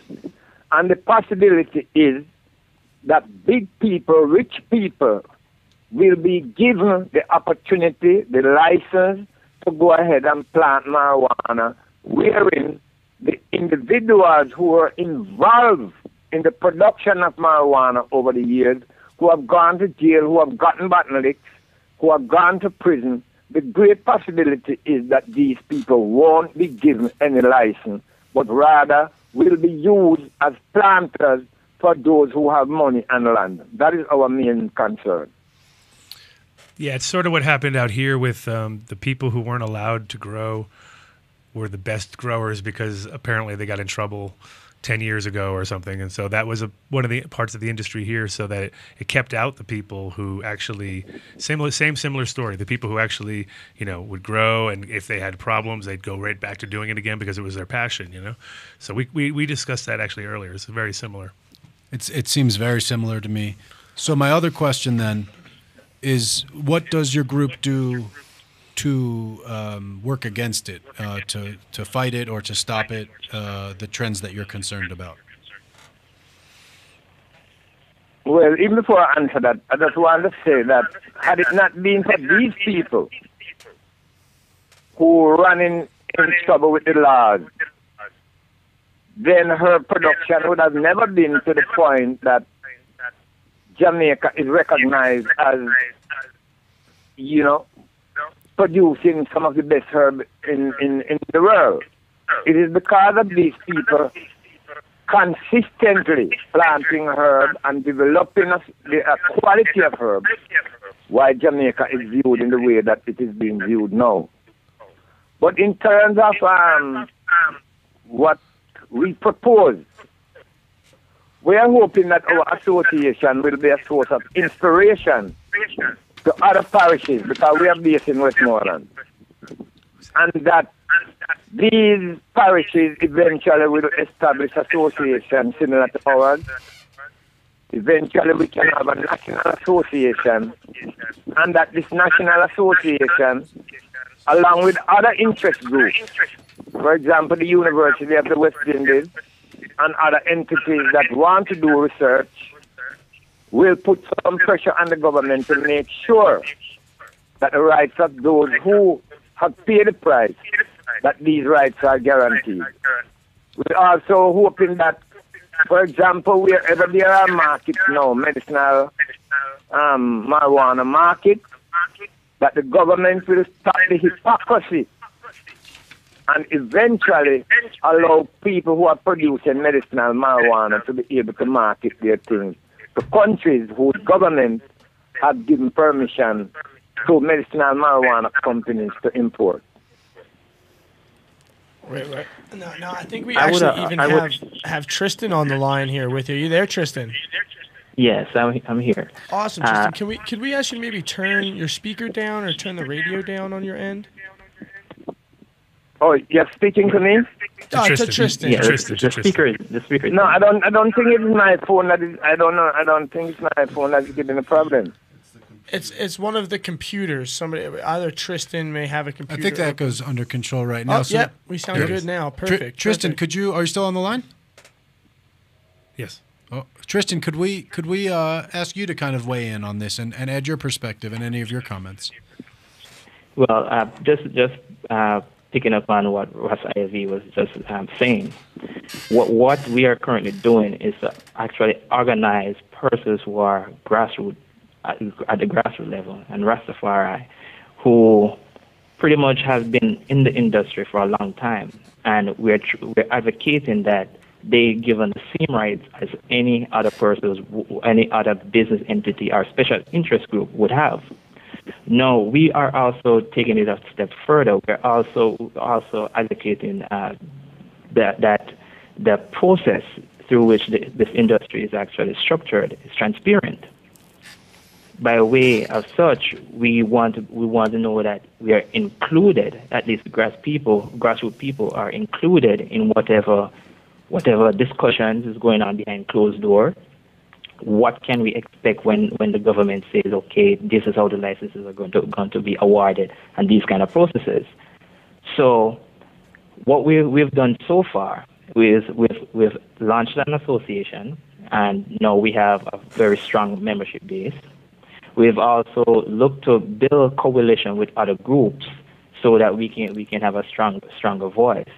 And so far too, we have actually gotten interest from legal medicinal marijuana company in Canada who is willing to purchase medicinal marijuana from us, which to us is a validation that grassroots people are able to actually produce a quality product and benefit in any way, shape, or form that may be possible. Well, yeah, I mean that's sort of the international angle in my opinion, that it has to stay with the people that are grassroots and that are the ones who brought it to this level. And that's kind of what we were discussing earlier about bigger corporations coming in and trying to kind of monopolize on this. And I'm sure everybody there is also seen possible outside agencies coming through or other people. I mean, Jamaica's always been on the map as far as top quality ganja forever. I mean, as far as I've known. So, but at the same time, they've always forever been a nation where, first of all, for the listeners who don't know how unique transparency in Jamaican politics is, it's. I mean, you gentlemen can speak to it better than me, but as I know, one of the most corrupt political systems in the world. Where the politicians are really sort of just bought and sold. I don't know the truth of that, but as I understand it,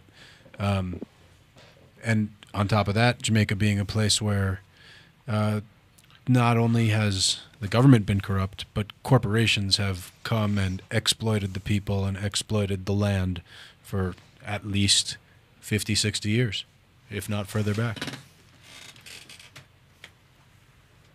Well, there's no question about it, and that is why I pointed out earlier, right? That we know the type of political system, the political structure that we have here in Jamaica, right?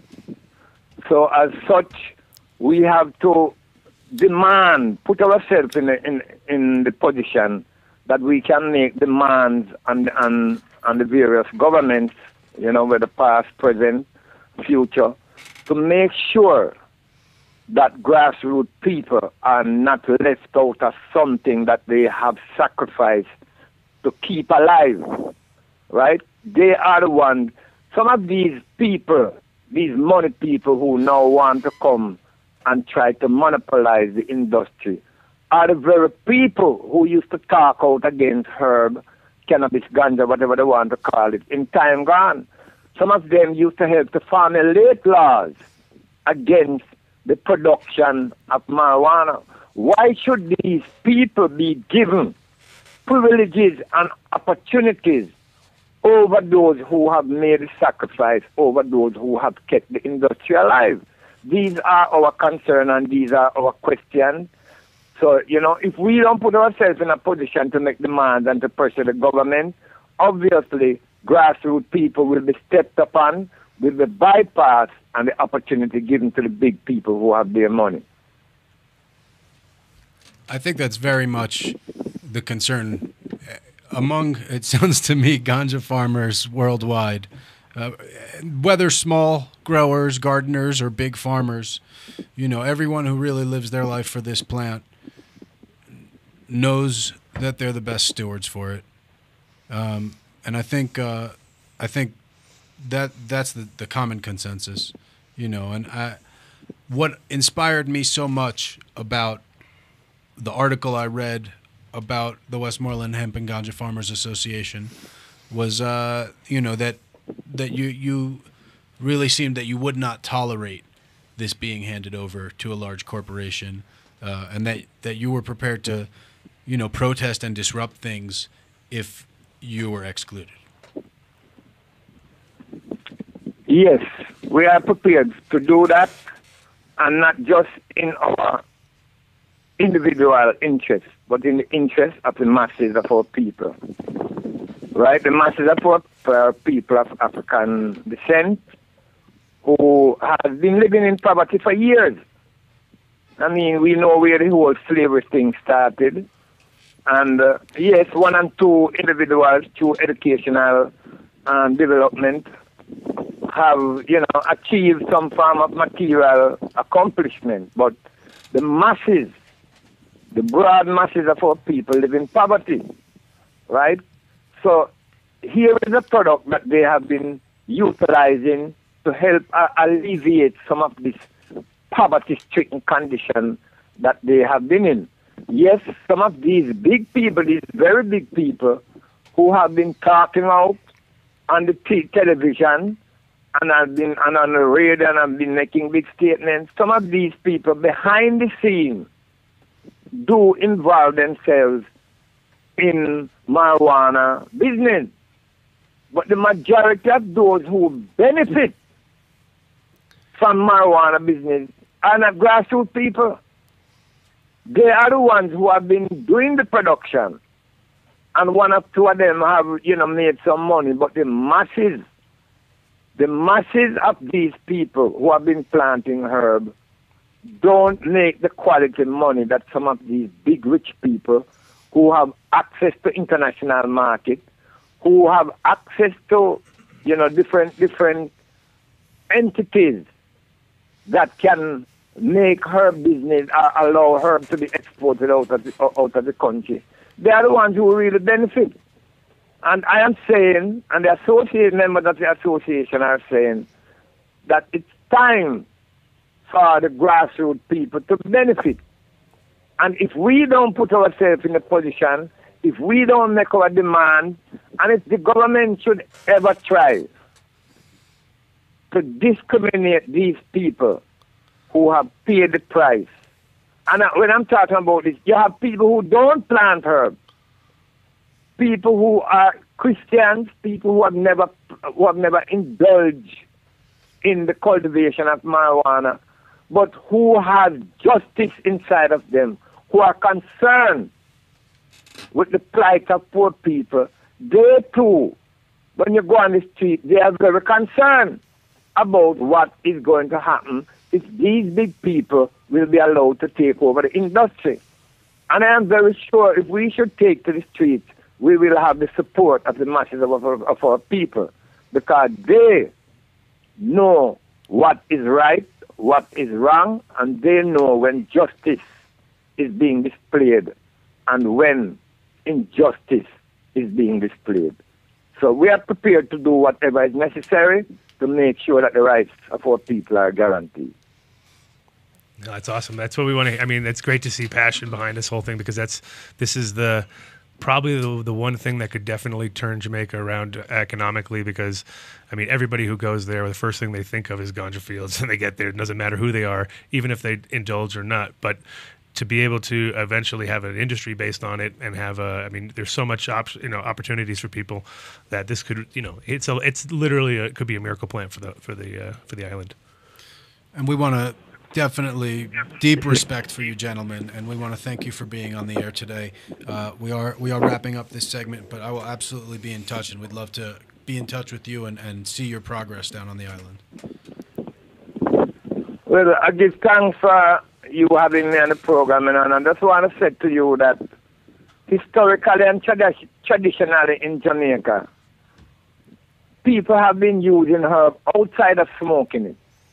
People have been soaking it on alcohol and wine, boiling it for tea, cooking it for as food. So herb has been used in different ways traditionally in Jamaica. But what the attention is being focused on over the years is people who smoke herb, right? And the fact that the Rastafari movement is highly attached to herb, and in itself is an anti-colonial movement, and it has been calling upon the different governments to make sure that justice is established and that reparation be given to the masses of our people whose ancestors have been enslaved and colonized for all these years. There is this relationship between herb and Rastafari, and that is where a large amount of the discrimination comes about.